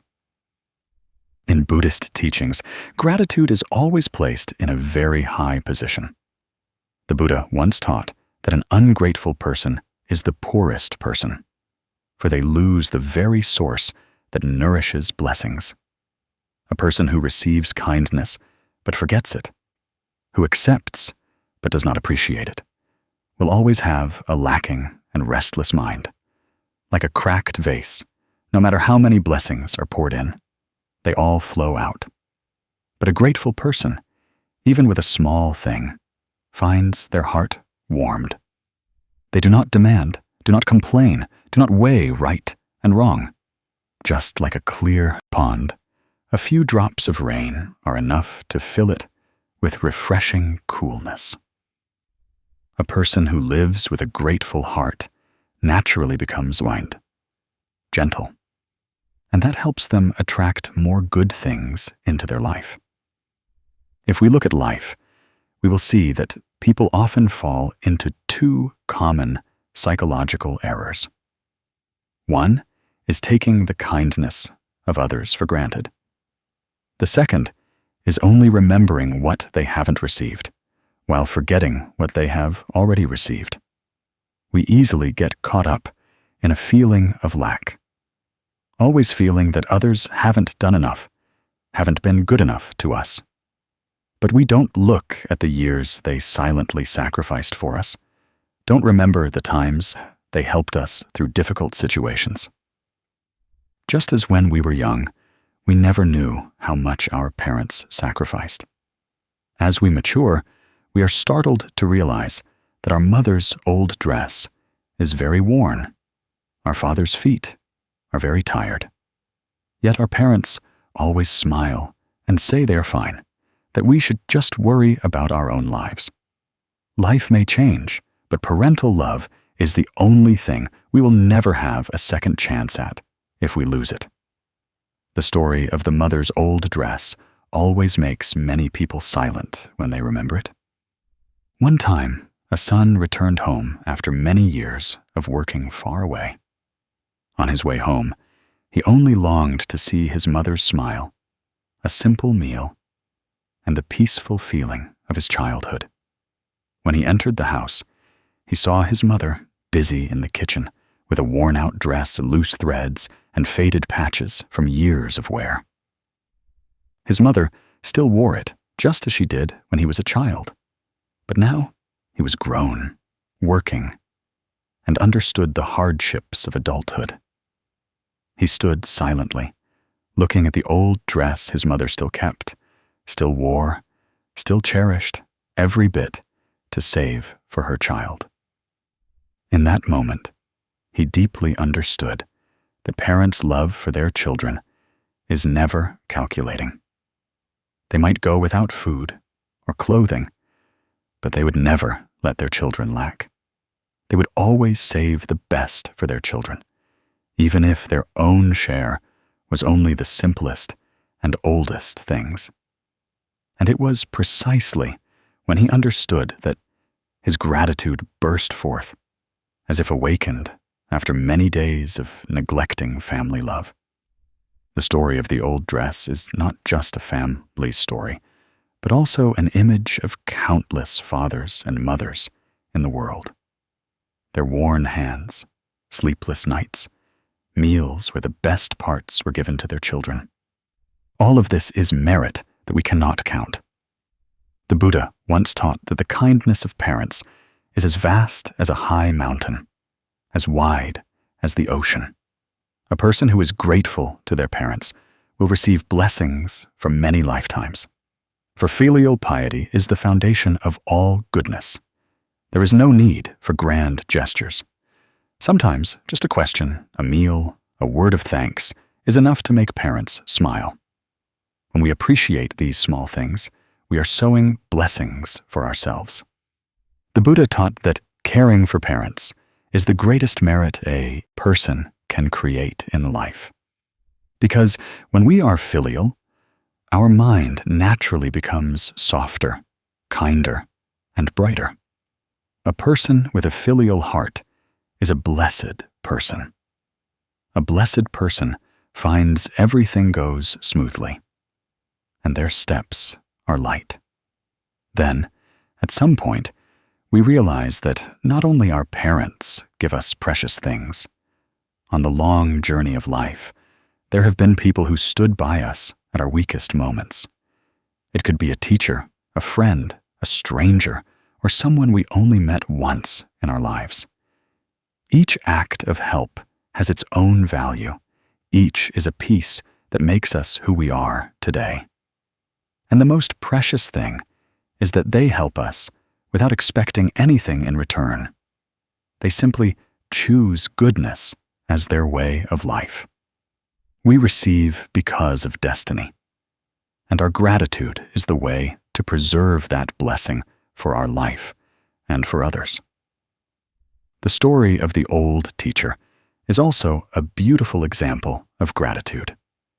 A successful man, after many years of building his career, returned to visit his old school. He returned not to show off, but to find an old teacher. When he was young, he was so poor that he couldn't afford textbooks, and he often had to skip meals to pay tuition. It was that teacher who silently helped him, lent him books, bought him a new uniform without ever mentioning it. The teacher only said that if he was willing to study and strive, life would open up for him. And standing in the schoolyard, he looked at each step, each old classroom. Suddenly, all the memories of the past flooded back. When he met the old teacher with white hair, he was choked with emotion. He donated a scholarship fund to the school and named it after the teacher. He said that the teacher had lifted him up at his weakest moment when the whole world turned its back. Without the teacher, he would not be where he is today. Gratitude is not repaying a favor, but preserving the light of the person who illuminated our path. That story evokes a simple truth. Those who sow tiny seeds of goodness into our lives often never think of receiving anything back. They help out of compassion, out of love, because they want us to overcome ourselves. Our teachers from the past might have only taught one lesson, but sometimes that very lesson became the key that opened the door to the future. A timely word of encouragement can save a wavering soul. A hand extended can pull us from the depths of despair. Therefore, gratitude is what helps us not forget the journey we have traveled. It reminds us that we have been helped, loved, and given opportunities. And when we remember that, we will live more kindly, be more sharing, and become a light for others, just as we were once illuminated. In the Anguttara Nikaya, the Buddha taught that there are two rare kinds of people in the world: those who are grateful and those who repay gratitude. For when we remember kindness, we not only preserve blessings, but also cultivate mindfulness so as not to fall into arrogance. When we repay kindness, we are continuing the flow of goodness for life. Gratitude helps us be humble, and knowing gratitude helps us live righteously. These two things are the foundation of wisdom and blessings. A wise person will know how to distinguish right from wrong, and how to rely on goodness. A blessed person will feel the protection from what they have sown. Living with both blessings and wisdom, the path ahead will naturally be much easier. And then, having deeply understood the meaning of gratitude and appreciation, we can begin to practice starting with very small things. Each day, spend a few minutes recalling those who have helped us, sending them words of thanks in our minds, or through action if possible. When eating a meal, know that we are receiving the efforts of the rice farmer, the rice husker, the transporter, the cook. When looking at an item we are using, know that countless hands have made it. When receiving help, no matter how small, respond with a sincere smile. Gratitude does not need formalities, only sincerity of heart. Once the grateful heart is full, life will naturally be less painful. If one wants to practice more deeply, one can try the simple Buddhist method. Every evening before sleeping, close your eyes and think of 3 things in the day for which you are grateful. It could be something someone said, a good deed you received, or simply that you are still healthy and have the opportunity to live another day. Then gently send good energy to those who have helped you. This helps the mind become softer, more peaceful, and cultivates wisdom day by day. A grateful mind is difficult to anger, difficult to compete, difficult to envy. For when one sees kindness everywhere, the mind naturally feels complete and has no room for afflictions.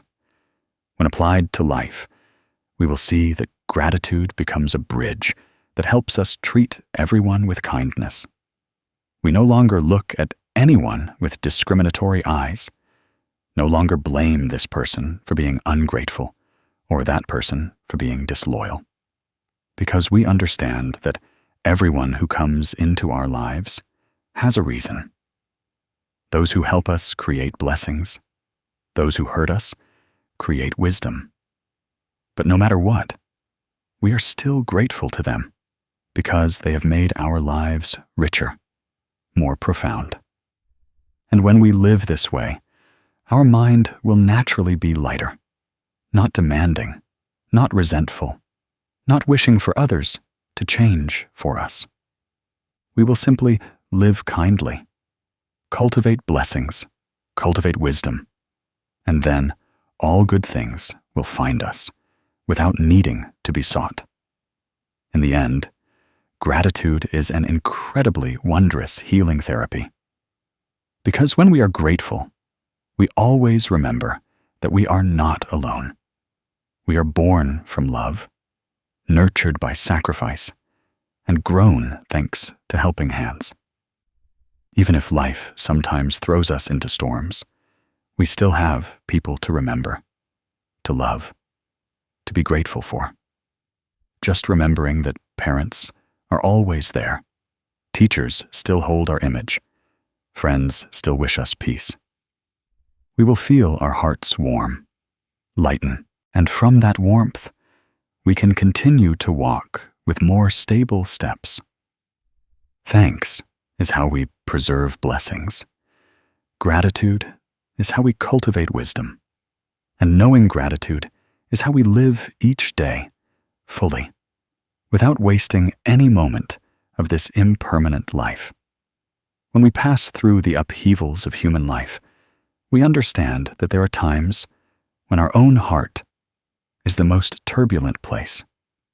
It is not the wind outside that makes us restless, but the storm within our mind that makes everything chaotic. We humans often endlessly seek peace from external sources, looking for a quiet place or someone to lean on.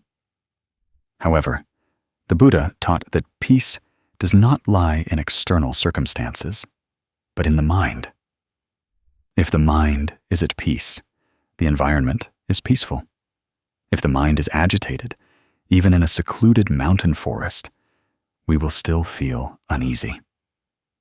Life is inherently impermanent, so no one can be certain about tomorrow. Everything changes, and nothing is guaranteed. Therefore, keeping the mind steadfast is how we protect ourselves from life's changes. Many people hear the words keeping the precepts and often think of them as binding rules that take away freedom. Some even think that precepts are for monastics, and lay people only need to live well. But if we listen with our hearts, we will understand that precepts are not shackles, but a fence that protects our inner self from things that cause us suffering. Precepts help us keep our body and mind pure to avoid creating karma, avoid making mistakes, and avoid letting desires lead us astray from goodness. Just as a person walking in the dark still needs a lamp to avoid getting lost, a person living in the world also needs precepts to illuminate their actions. Precepts do not take away freedom. On the contrary, they preserve the deepest freedom. That is, freedom from afflictions, from anger, from self-reproach. In Buddhist teachings, keeping the precepts means restraining the six senses and guarding the senses. The six senses are eyes, ears, nose, tongue, body, and mind. 5 senses that interact with the world, and 1 that reacts to the world. What we see, hear, smell, taste, touch, and think about can all become sources of affliction. If we don't know how to guard them, we are easily swayed by external circumstances. A harsh word can make us angry. A displeasing glance is enough to irritate us. An alluring image can stir up the greedy mind. Therefore, keeping the precepts is guarding the door of the mind so that toxic things cannot infiltrate and destroy inner peace. A person who knows how to keep the precepts will clearly see what should be done and what should be avoided. From that, the mind naturally becomes more peaceful, clearer, and lighter. In daily life, we will see that keeping the precepts is not something profound, but is about guarding our words, actions, and thoughts. People often suffer from what they themselves create. A harsh word can crack a relationship. A thoughtless action can lead to unpredictable consequences. A negative thought can make an entire day feel weary. All begin from not knowing how to keep precepts for ourselves. Some can control their body, but not their words. Some can control their words, but not their mind. Keeping precepts is controlling all 3. To keep the body from creating karma, the mouth from sowing discord, and the mind from being led astray into delusion. Many people think that keeping precepts is forcing oneself, making life difficult. But in reality, keeping precepts is preserving blessings to make one's life lighter. Just as a person who takes care of their health has fewer illnesses, a person who guards their speech has fewer afflictions, and a person who guards their mind has less anger and delusion. Keeping precepts is how we avoid many regrettable things before they happen. Instead of letting everything fall apart and then painfully trying to fix it, we proactively guard our actions. That is wisdom. Wisdom helps us know when to stop at the right time.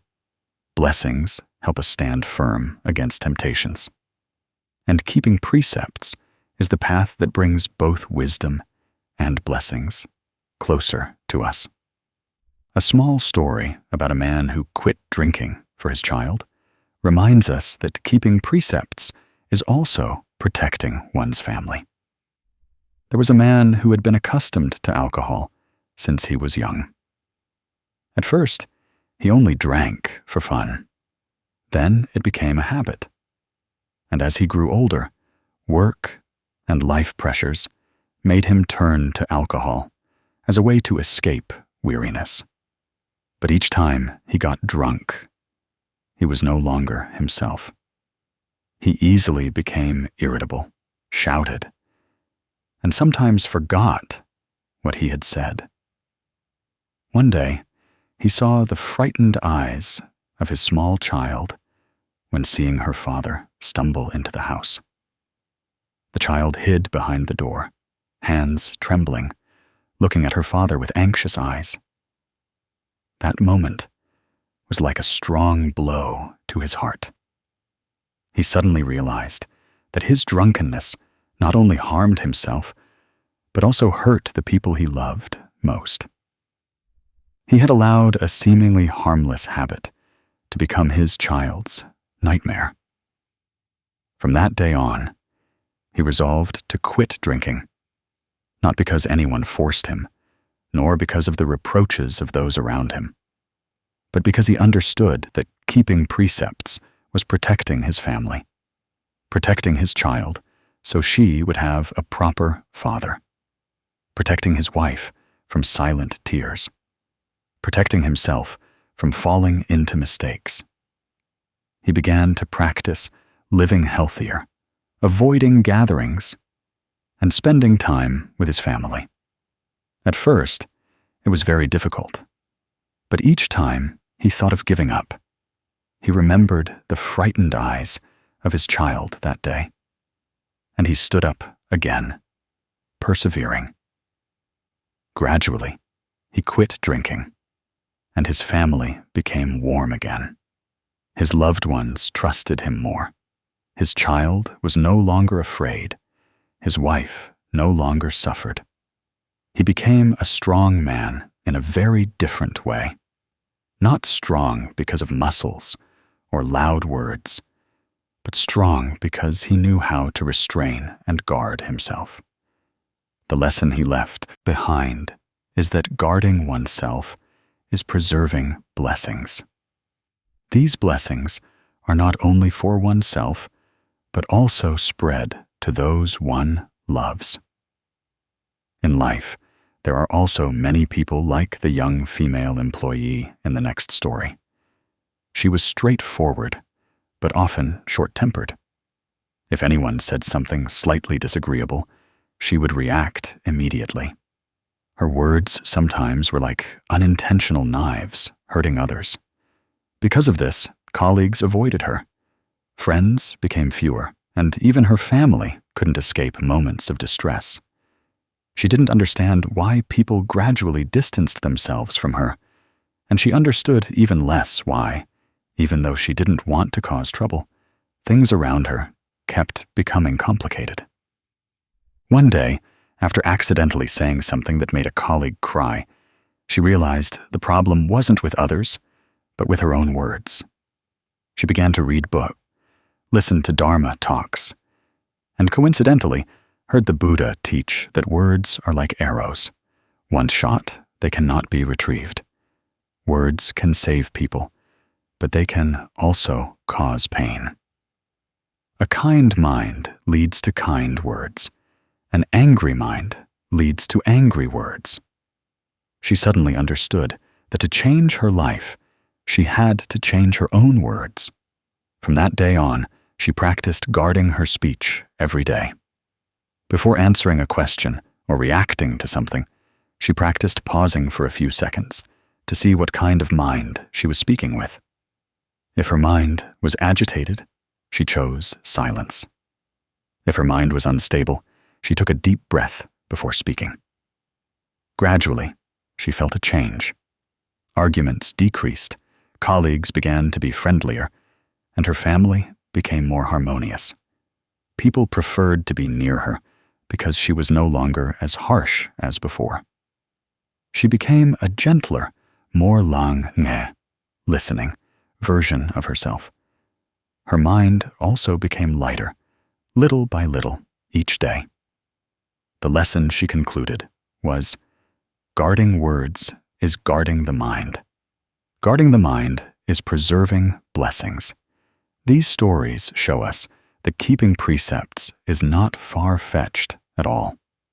It lies in every small choice of life. Keeping the body from doing evil. Keeping the mouth from speaking words that cause pain. Keeping the mind from conceiving evil thoughts. If we can maintain a little of this each day, blessings will gradually accumulate. Like a cup being filled drop by drop, it will eventually be full without us noticing. The Buddha taught that no one can keep precepts for us, nor can anyone guard our mind for us. All is a personal journey, but that journey is worthwhile because it leads us to true freedom. a stable peace that does not depend on anyone or any conditions. In the Dhammapada, the Buddha once taught that evil is done by oneself. One defiles oneself. Good is done by oneself.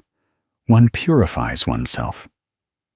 This means that all good and evil karma originate from oneself.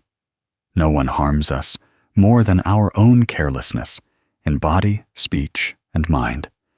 And no one can save us but ourselves by keeping precepts. Therefore, precepts are a fence that prevents evil before it is created, a filter that keeps our mind always pure.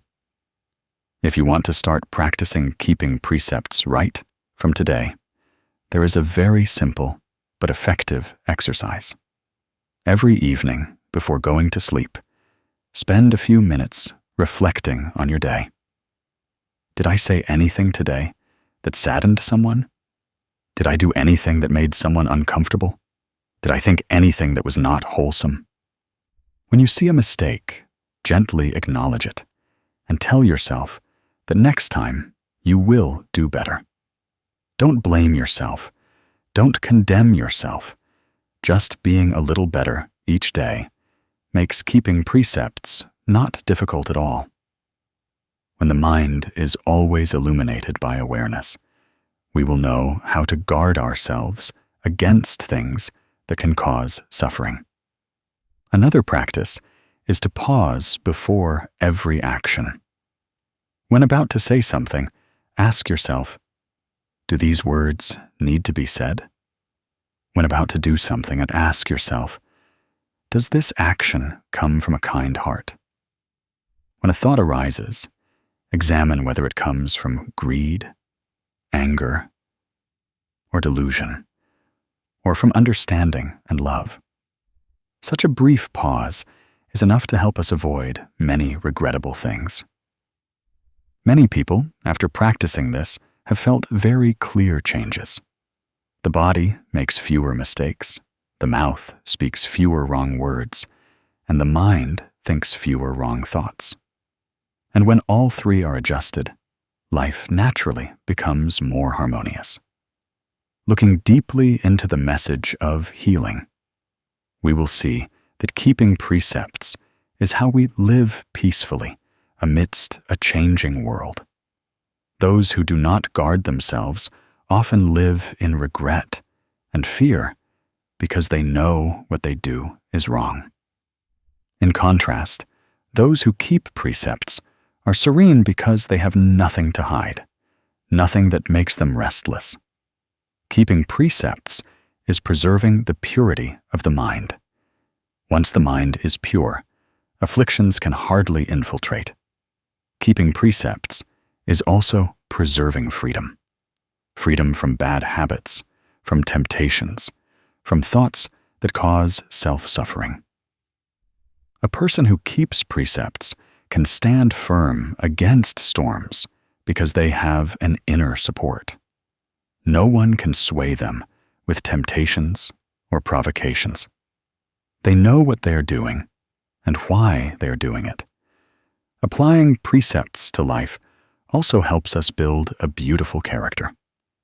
A person who keeps their word is always respected. A person who guards their actions is always trusted.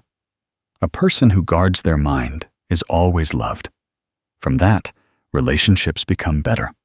Work is more favorable, and life is more peaceful. Blessings thus increase because we are sowing seeds of goodness every day.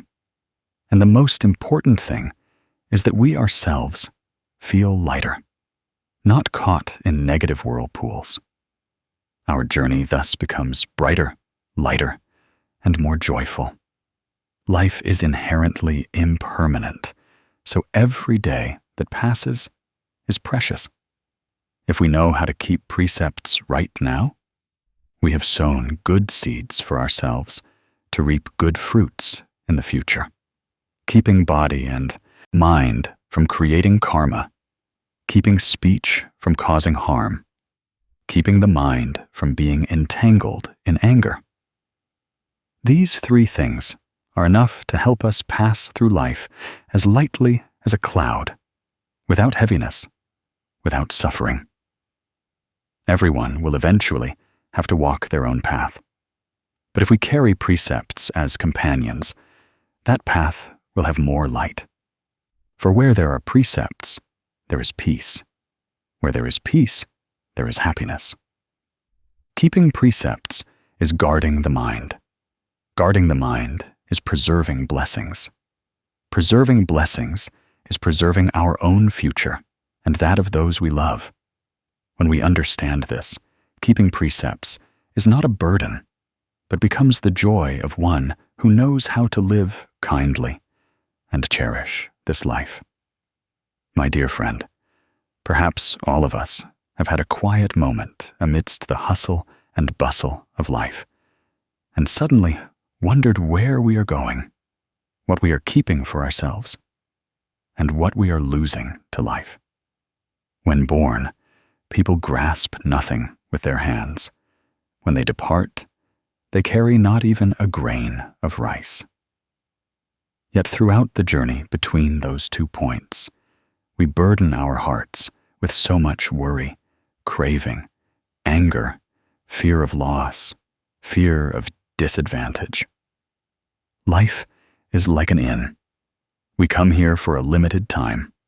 We rent a room called the body, temporarily borrow things called possessions and material wealth, and temporarily reside in relationships called close or distant. When the karmic connection ends, we return everything and leave. No one stays here forever. When we see this clearly, our mind will lighten, like a leaf just fallen from a branch, no longer bound by too many attachments or burdened by heaviness. Some hear about impermanence and immediately think it sounds pessimistic. But in truth, understanding impermanence is not to be sad, but to live more fully each day. Because we know life is temporary, we cherish every moment. Because we know those beside us won't stay forever, we love them more sincerely. Because we know we won't be healthy forever, we take better care of our body and mind. Because we know we can't keep anything, we argue and contend less. Realizing impermanence is opening a door of freedom for the soul. The Buddha taught that all phenomena are impermanent. The body is impermanent. The mind is impermanent. Love is impermanent. Blessings are impermanent. Joy and sorrow are also impermanent. Understanding this is taking a very important step on the path to peace and liberation. The problem lies in the fact that people often try to hold on to things that cannot be held. We try to cling to relationships whose karmic ties have ended. We try to cling to material possessions that are only temporarily borrowed. We try to grasp youth, beauty, health, status, and fame. When these things change or leave us, we suffer. But that suffering does not come from change, but from our own clinging. What causes people to suffer is not that life is impermanent, but that people constantly wish for life to be permanent, constantly wish for something to last forever and not change. But you see, nothing stands still. The river flows endlessly. Green leaves wither. Breath comes in and goes out. Day follows night. Spring eventually yields to summer. The human mind also changes every second, every minute. When we try to hold on to what cannot be held, we become tired. But if we know how to gently let go and accept this natural law, we find a strange peace. In life, everyone has experienced the feeling of fear of loss, at least once. Some fear losing their home. Some fear losing money. Some fear losing their health. These fears all stem from the misconception that everything is ours. But in reality, nothing belongs to us forever. Many wealthy people build beautiful homes, buy many things, accumulate assets their entire lives, believing that they have a stable place. Yet time still passes. Children and grandchildren change. Land changes owners. Houses are transferred. What we thought belonged to us turns out to be with us for only a very short period. When we understand that, we live more gently, less stressed, less litigious, less competitive. The Lin Buddhist channel wants to tell you the story of a villa. This house stood out beautifully in the city center, elaborately built. Its owner at the time was proud, thinking he had a stable residence and no longer had to worry about anything. Yet in just 20 years, the house changed hands 4 times, each owner arriving with their own dreams and circumstances. The first sold it because he moved abroad for work. The second encountered business difficulties and had to give it up. The third bought it wanting a stable home, but then his parents became seriously ill, so he sold it to cover medical expenses.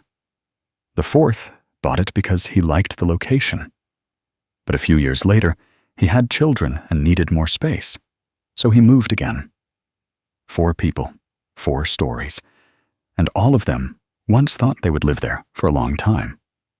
Yet in the end, the house was just a temporary stop. People came and went. The brick walls never knew who its true owner was. The lesson from this story is that all material things in life are only temporary. Wealth is not something to cling to. They are merely means, not ends. If we see them as the ultimate goal, we will suffer when we lose them. If we see them as temporarily borrowed, we will feel lighter when we have to leave them. Another story is simpler, but much more profound.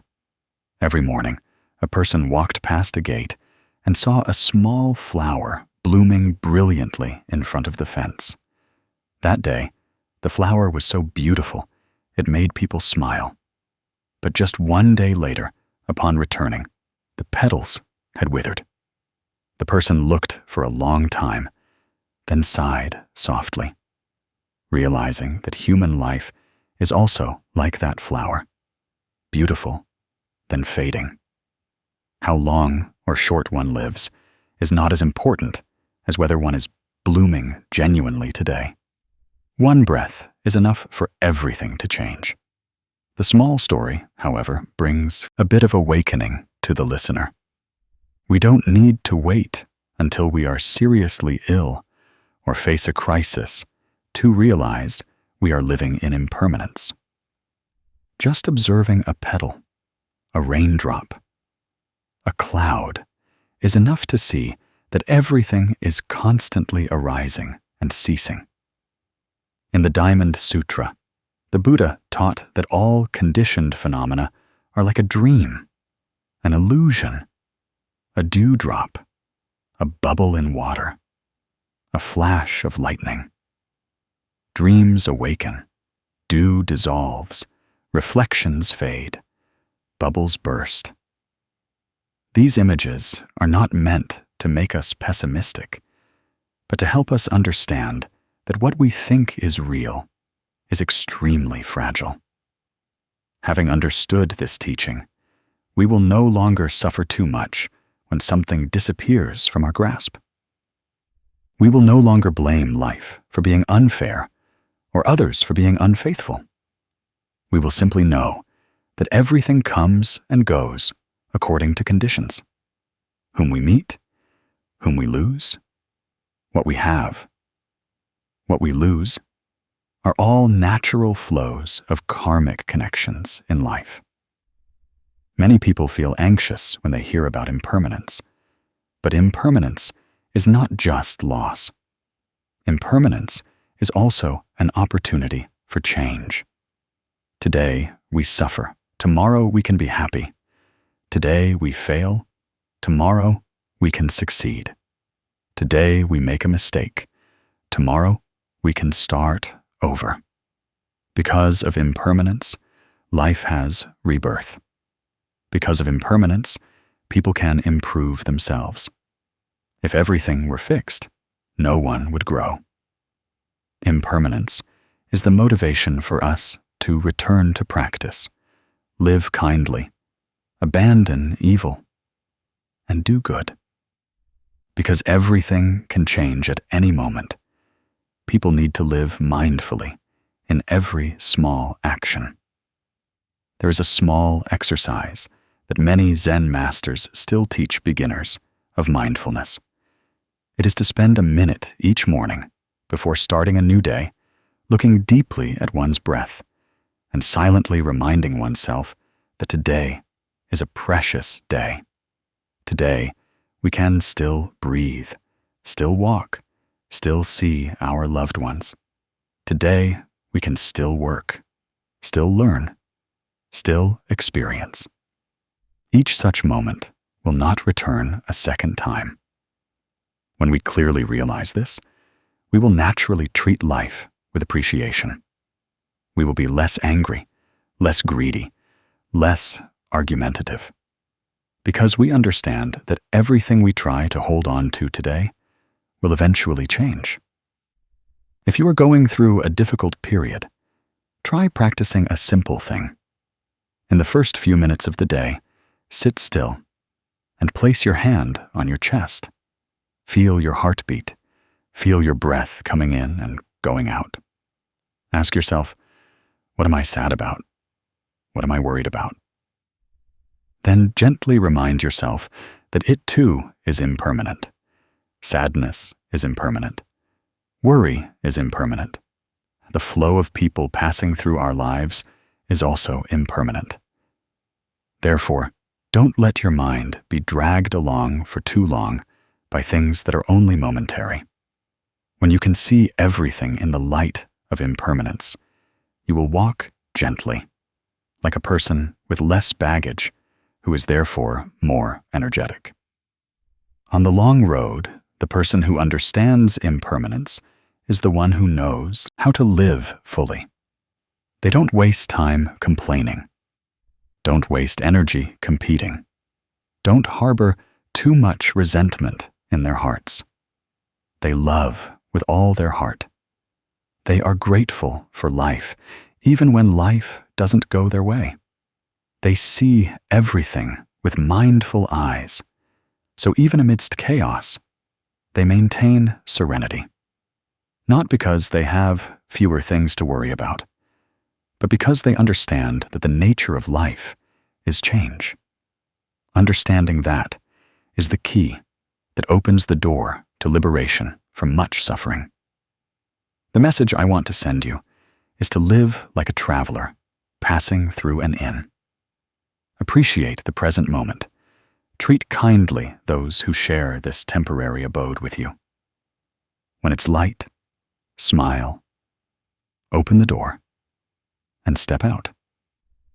When it's dark, close your heart to rest.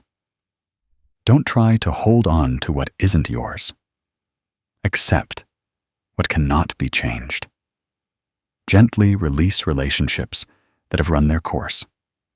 Only when the mind is no longer heavy with clinging can you truly walk peacefully. Impermanence does not make life fearful, but makes it precious.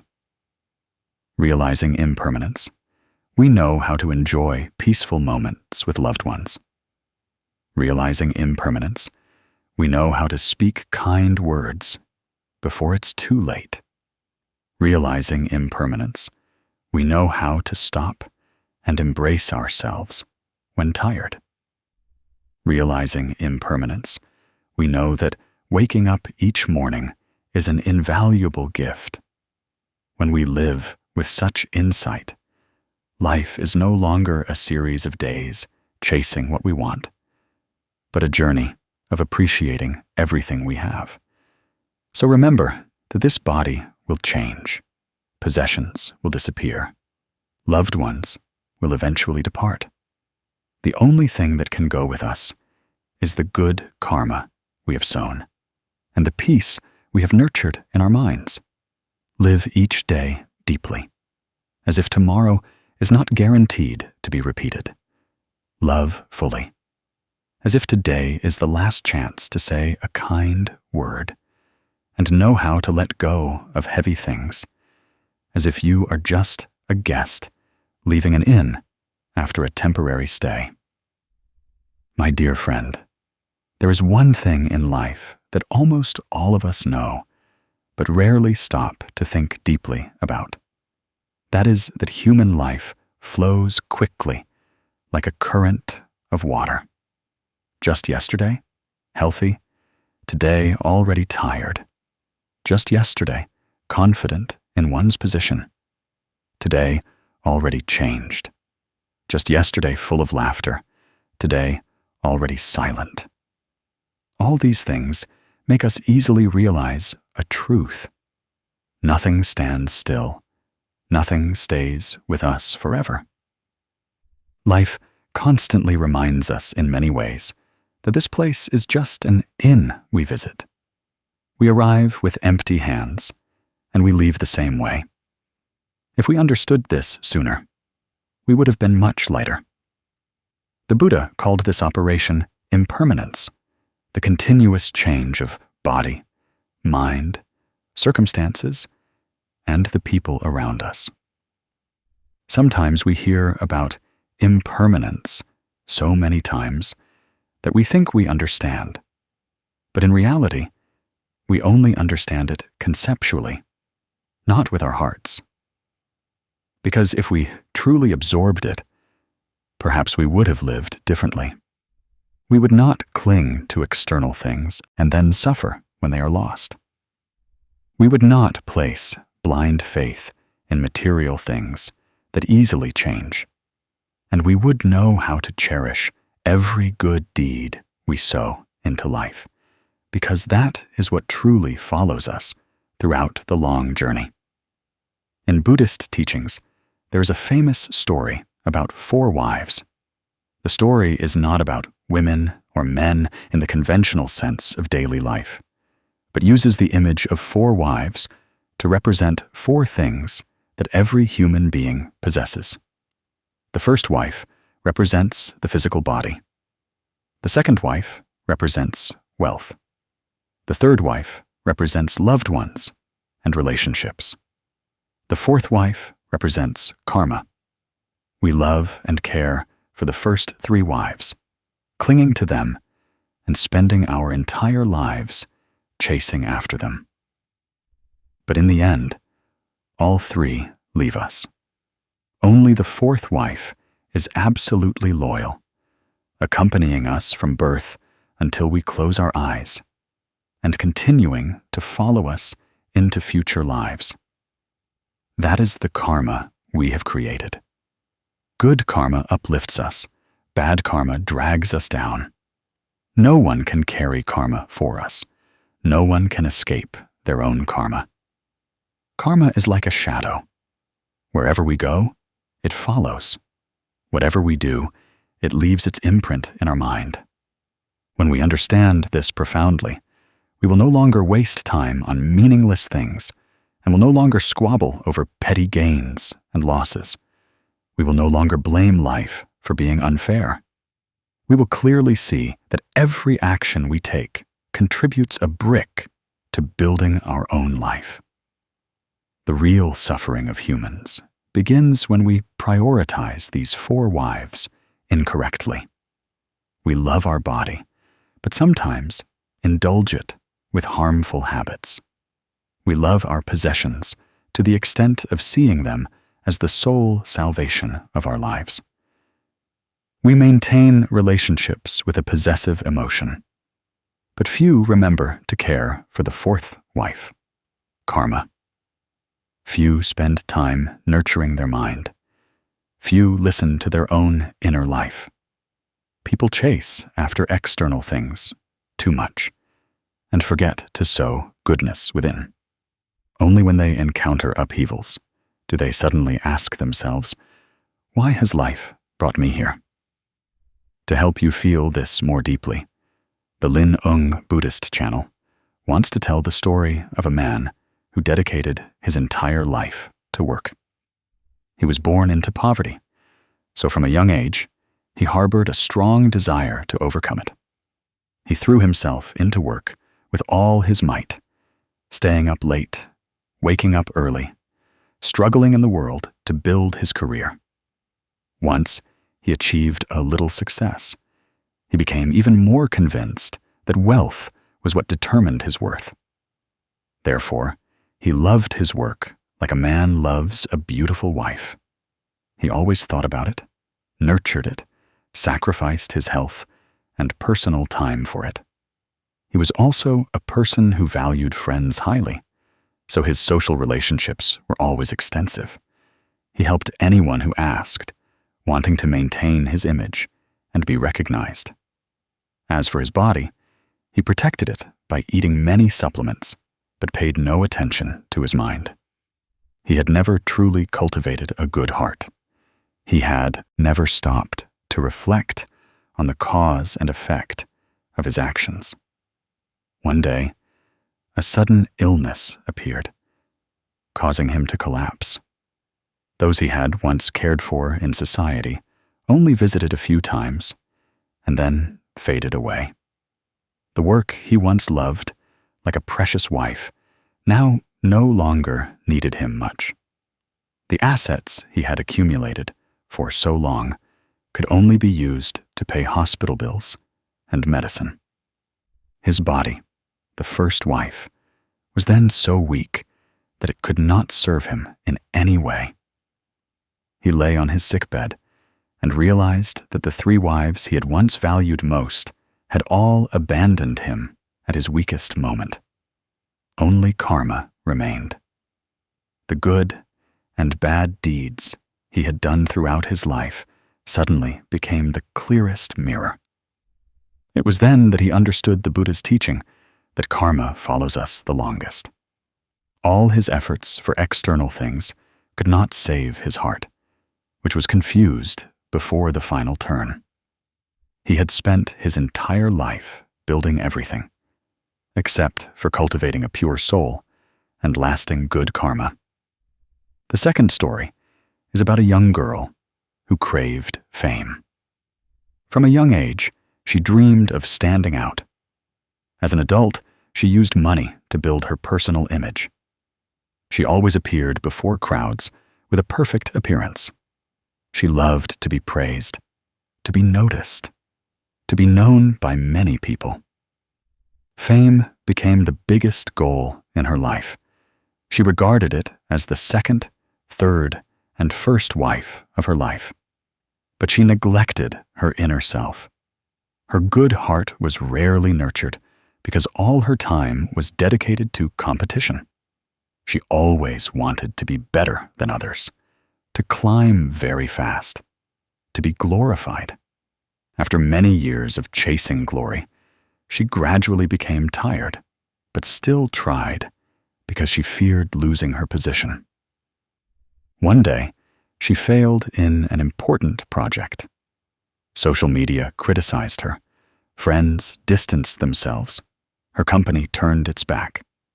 She lost her fame, lost her job, lost even her self-confidence. In those days of collapse, she realized that her glamorous life before was like a shadow. When there was no light shining on it, the shadow also disappeared. She looked around and saw no one.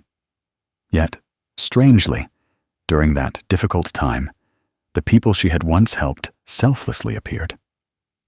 The small good deeds she had done, though she had forgotten them, karma did not forget.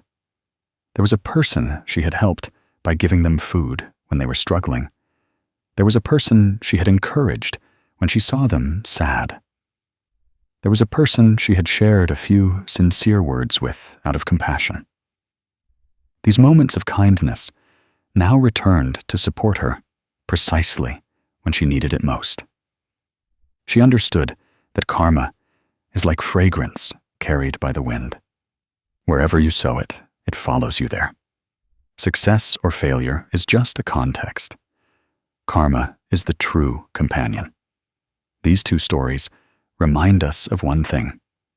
The body will decay, possessions will scatter, loved ones will eventually depart. Only karma follows us forever. The Buddha taught that a person who creates good karma is like one who enters a room with a pleasant scent. That fragrance permeates their clothes and accompanies them when they leave. A person who creates bad karma is like one who enters a room full of smoke. The smoke clings to their body, and they carry it outside.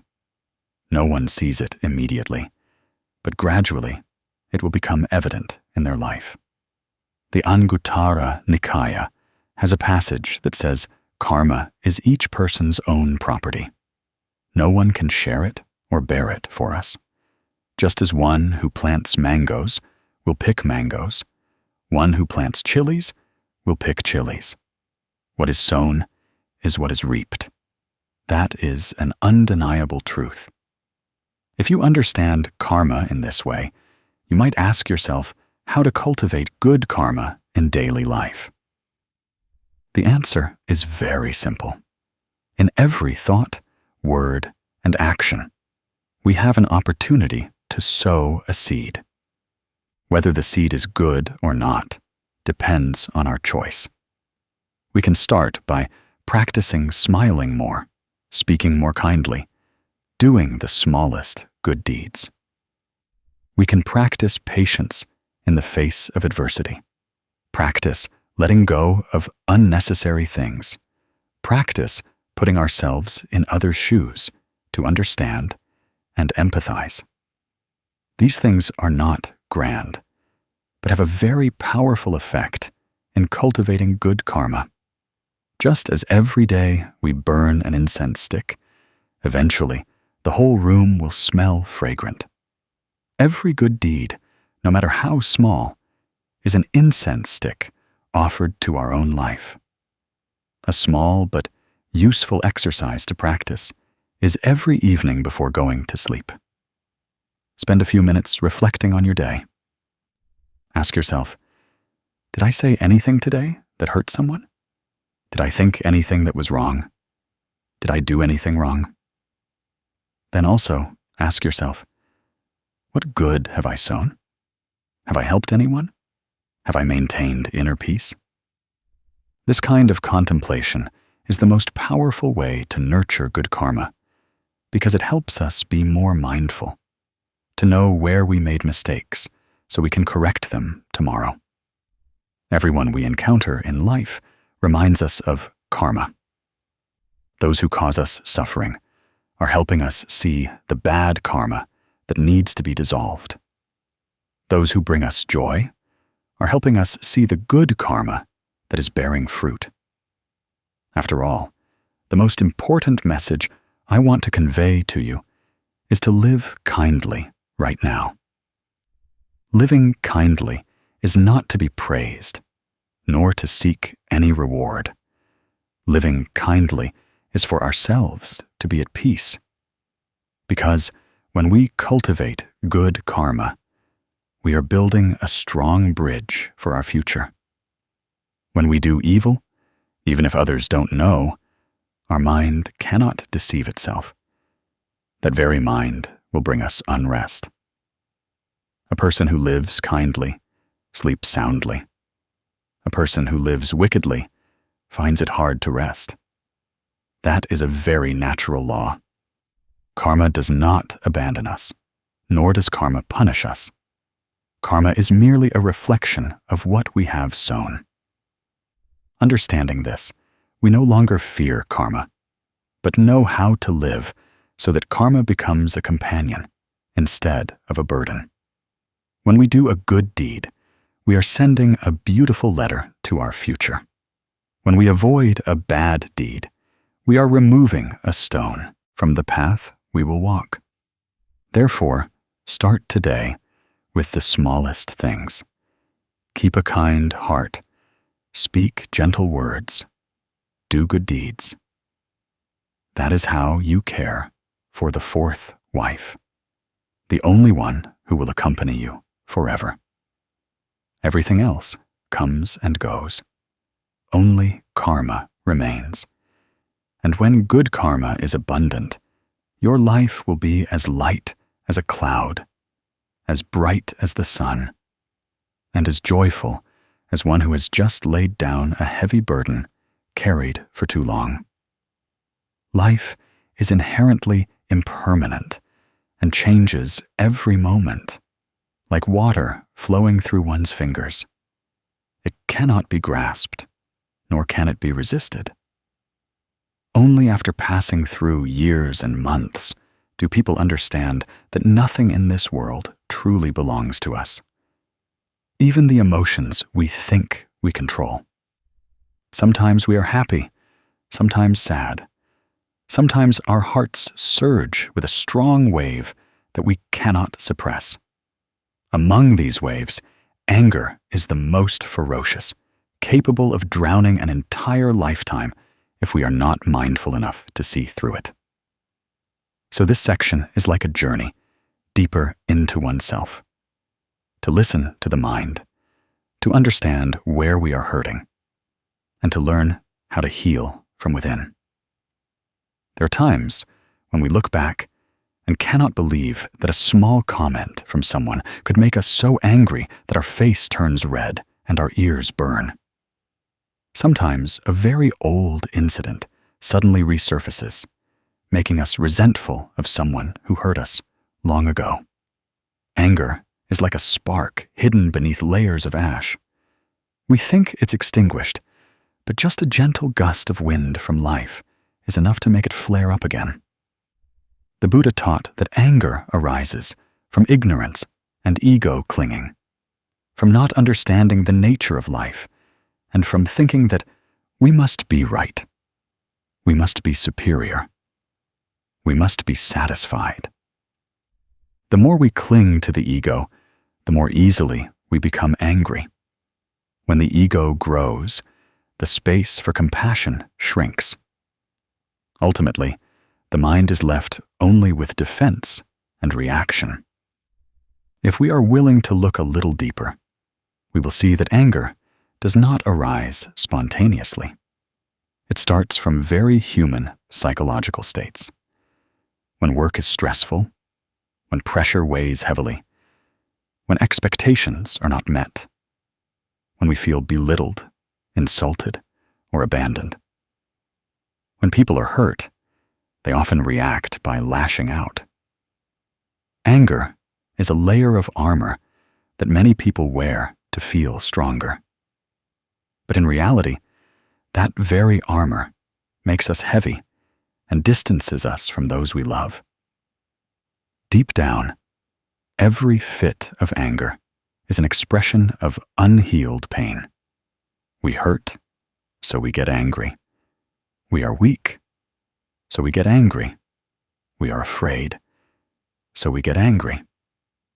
To help the listener feel this more clearly, let's tell a very ordinary, very real, and very familiar story.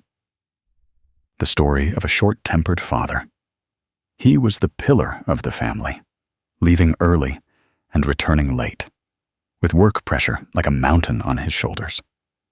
Every time he came home, if he heard a toy break, children arguing, or his wife reminding him of something he hadn't done, he would immediately lose his temper. He would shout a harsh word at his child, say something harsh to his wife, then retreat to his room. He thought he had the right to be angry because he was so tired all day. Until one evening, his 6-year-old son hesitantly walked up and asked, "Daddy, do you still love me?" The small question was like a drop of water falling on dry earth, striking him silent. He looked into his son's eyes and felt a sharp pain in his heart. He had never thought that his scolding would make his child doubt his love. He had never thought that his anger not only hurt others, but also hurt himself, making him distance himself from the most precious things. That moment broke the father, and was also the moment he realized the truth. Anger hurts others, but first and foremost, it hurts oneself. It makes us lose inner peace, lose connection with those we love, lose moments that should have been warm. The Buddha taught that a single thought of anger can burn down an entire forest of merits. This is not to make us afraid, but to make us value every moment of self-control. Anger is like a burning coal held in one's hand. If you throw it at someone, your own hand will get burned first. But letting go of anger is not something that happens in a day. To understand why we suffer, we need to look deeper into the nature of contact. All pleasant or unpleasant sensations, comfortable or uncomfortable, arise due to conditions. Someone says something that offends us. That is a condition. Our mind is not stable enough, so it reacts strongly. That is also a condition. There is no fixed self being offended. It is just conditions, meeting and creating an unpleasant feeling. When we understand this, we no longer cling to whether others are wrong or we are right. We just clearly see that anger is a phenomenon that comes and goes, like clouds floating in the sky. It is not us. It does not belong to us. And we don't need to hold on to it. One day, a teacher taught his students a lesson about anger with a full glass of water. The teacher poured water into the glass until it reached the rim, then gave it to a student and asked, "Can you see that this glass cannot hold any more water?" The student nodded. The teacher said, "This is your mind when you are angry.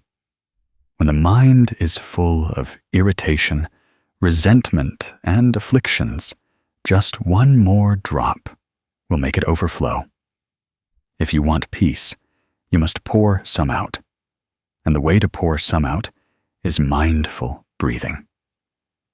When the mind returns to the breath, we see anger swelling up and then subsiding.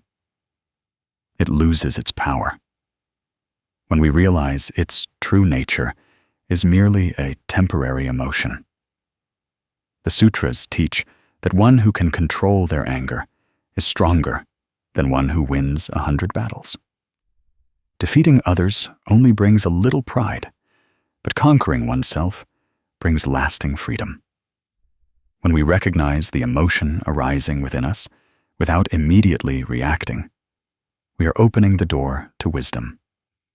When we take a deep breath, when we notice the warmth in our chest, when we observe the surge of emotion, we begin to break the cycle of ignorance.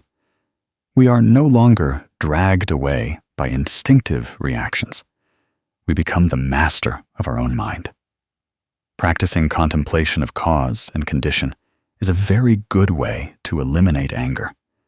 When someone makes us uncomfortable, instead of concluding that they are wrong, we try to see everything in the light of cause and condition.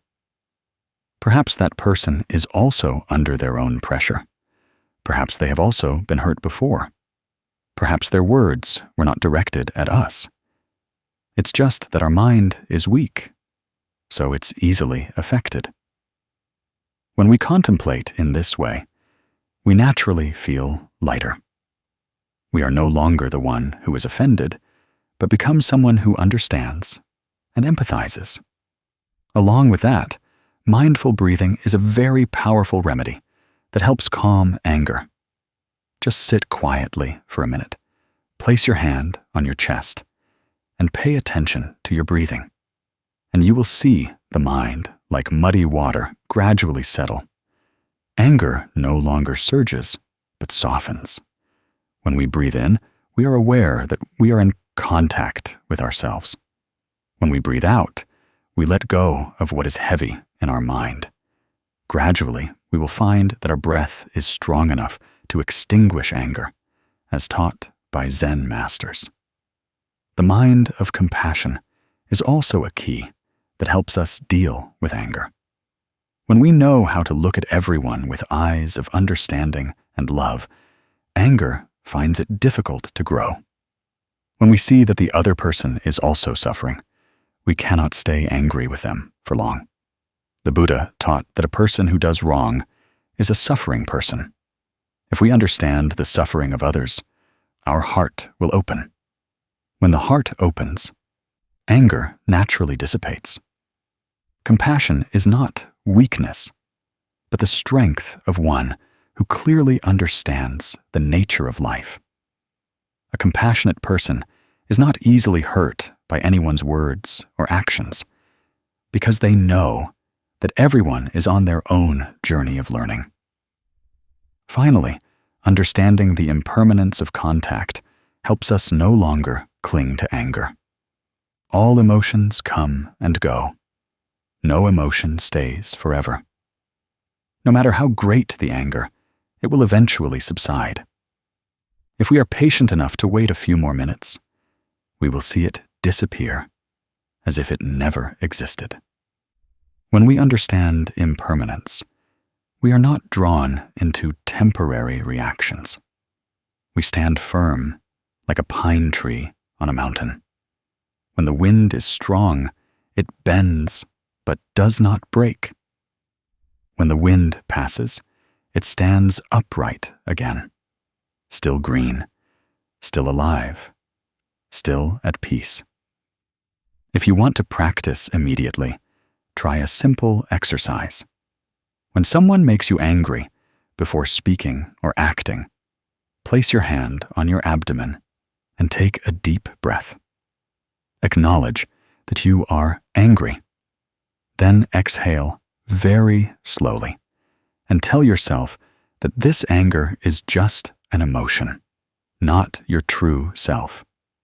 If possible, step away for a minute. Look up at the sky or a tree.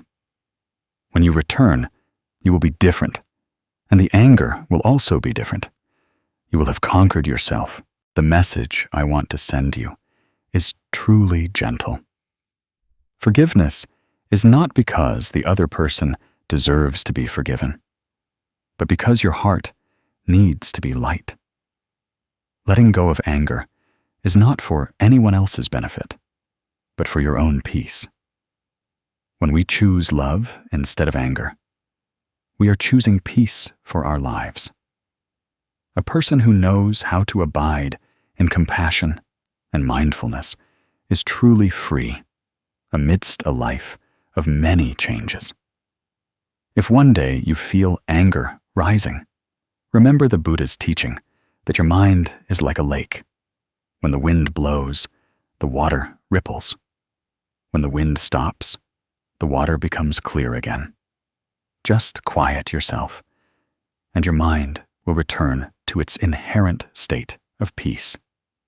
And when the mind is at peace, life will be at peace. When we look back at a human life, we understand that all joys and sorrows, good and bad, are merely fleeting moments in the endless stream of impermanence. Each person passes through life like a passenger boarding the worldly train. Some get on first, some get off later. Some ride for a short distance, some stay a little longer. Life constantly changes, constantly revolves, because its nature is change. The Buddha taught that all phenomena are impermanent, and it is precisely impermanence that helps us understand there is no reason to cling to suffering or anger, nor is there a need to hold on to things that burden our hearts for too long. When we accept that life is impermanent, we become light enough to pass through storms without being swept away. In our journey through the previous sections, we learned how to look back at ourselves to clearly see how much of our afflictions, in fact, do not come from external sources, but from clinging, from ego, from excessive desires. People often think that they suffer because others do wrong or treat them badly. But if we look closely, we will see that the root cause, for the most part, comes from a mind that is not peaceful enough. Others may do something unpleasant, but it is we who choose to hold on to it in our heart or let it go. Others may gossip, but it is we who choose to pay attention or smile and dismiss it. What happens outside is just wind, while our mind is the surface of a lake. When the wind is strong, the water stirs. When the wind stops, the water becomes clear again.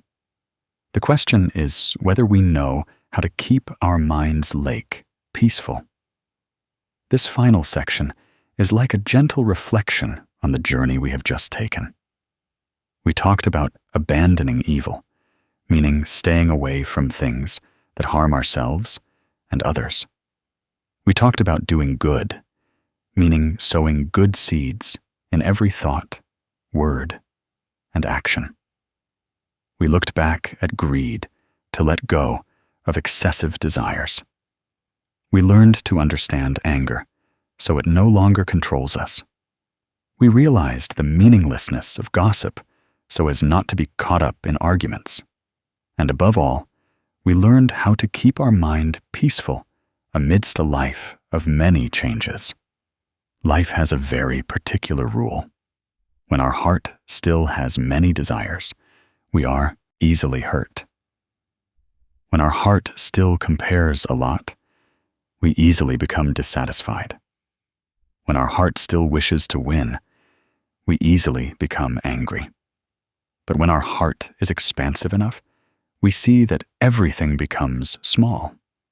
When our mind is peaceful enough, we are no longer greatly influenced by life. The Buddha taught that one who knows how to turn inward to their own mind is a wise person. Our mind is like a garden. If we tend to it with good intentions and mindfulness, flowers will bloom. If we leave it to anger and competition, weeds will grow abundantly. In life, everyone has their own story, their own wounds, their own reasons for behaving the way they do. We cannot force the entire world to live according to our will. We cannot endlessly explain ourselves to those who don't want to understand. We also cannot force others to be perfect so that we can be at peace. The truth is, what others do is their business, and our keeping goodness is our business. When we understand this, we will reduce a lot of anger, annoyance, and suffering. The Lin Buddhist channel wants to tell you a small story about a street vendor. Every day, she was subjected to harsh words from others because sometimes she was slow. Sometimes she forgot to give back the correct change. But she rarely reacted. When someone asked her why she wasn't angry, she just smiled and said that everyone has their own suffering. We don't understand what they are going through, so it's best not to take it to heart. She said that when she was young, she used to get very angry. But the angrier she got, the more tired she became. Later, she realized that the best way to live peacefully was to let everyone be responsible for their own actions. As for herself, she just kept her mind undisturbed. Hearing that, we realize that true freedom does not come from circumstances, but from one's attitude towards life. There is a saying in the sutras, "Regard life as a dream, and live as one who is awake." That is not to make us indifferent, but to help us understand that everything is temporary. Praises are temporary. Criticisms are temporary. The gossip out there is just a passing breeze. A person with a clear mind is one who does not let the wind disturb their heart. When we understand this, we no longer need to argue fiercely or explain things perfectly. We only need to live according to the Dharma, according to our conscience, according to good intentions. That is the foundation of inner freedom. Someone asked me how to keep the mind undisturbed by gossip. I said it cannot be achieved immediately. The first thing is to accept that all people have moments of weakness. Feeling sad when slandered is normal. Feeling annoyed when misunderstood is normal. Only when we dare to acknowledge our emotions can we begin to transform them. Gradually, we learn to see gossip as raindrops falling outside the eaves. They fall, but we remain in the house, drinking tea, breathing gently, still experiencing life in our own way. When we don't chase after gossip, gossip loses its influence. Because gossip needs listeners to have power. The Buddha taught that keeping the mind peaceful is keeping everything. When the mind is still, everything is clear. When the mind is agitated, everything is chaotic. Some people spend their entire lives chasing after money, fame, and profit to find peace. But peace is not there. Peace lies in how we view life and people. Peace lies in letting go of unnecessary things. Peace lies in knowing contentment, knowing gratitude, and knowing how to love ourselves. To help you, the listener, apply this immediately, we can try a simple exercise. When your mind is disturbed by something, stop for a minute, place your hand on your chest, and take a deep breath. As you breathe in, be aware that you are returning to yourself. As you breathe out, let go of what is making you tired. Then close your eyes, relax your shoulders, relax your face, relax your mind. Just 1 minute is enough to make a big difference. Practicing this every day, your mind will gradually lighten, and tranquility will grow within you. The Lin Ung Buddhist channel wants to offer a gentle reminder. Life is vast. If you are sad, the sky is still bright. If you suffer, the wind still blows. Nothing stops to wait for you. So, love yourself before wishing someone else would love you. Live kindly before wishing someone else would treat you well. Let go of what needs to be let go before it weighs you down further. And remember that everyone lives their own life.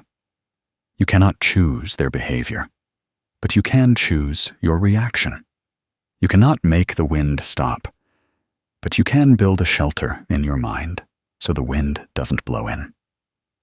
To conclude the entire long journey we have walked together, it can be said that just one thing is enough to change an entire life.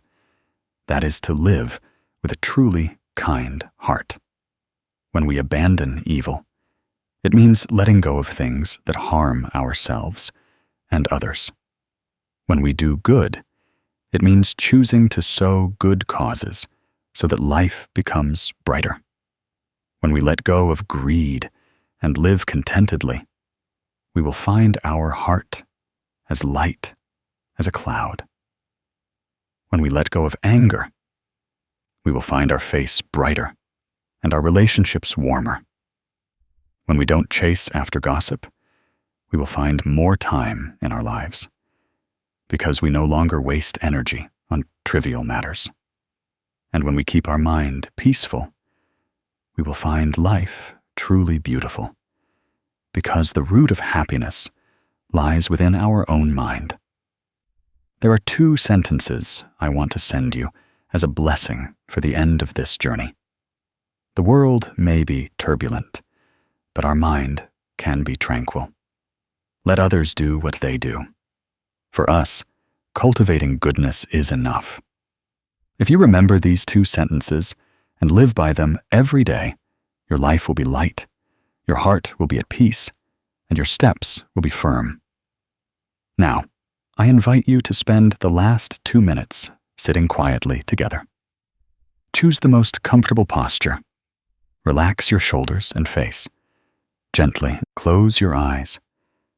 Breathe in deeply and feel the breath passing through your chest. Exhale slowly, as if you are releasing all the weariness of the day.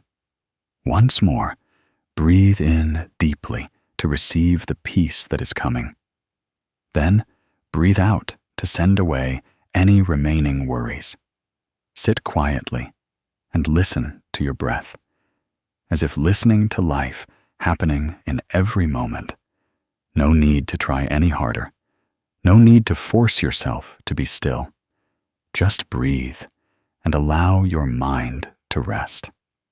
When you open your eyes, the Zen Buddhist channel hopes that your heart feels a little lighter. We hope that you have found your own root of peace, and we hope that from today you will live more freely, more serenely, and more kindly with yourself and with others. Wishing you peace in every step, every breath, and every remaining day of your life.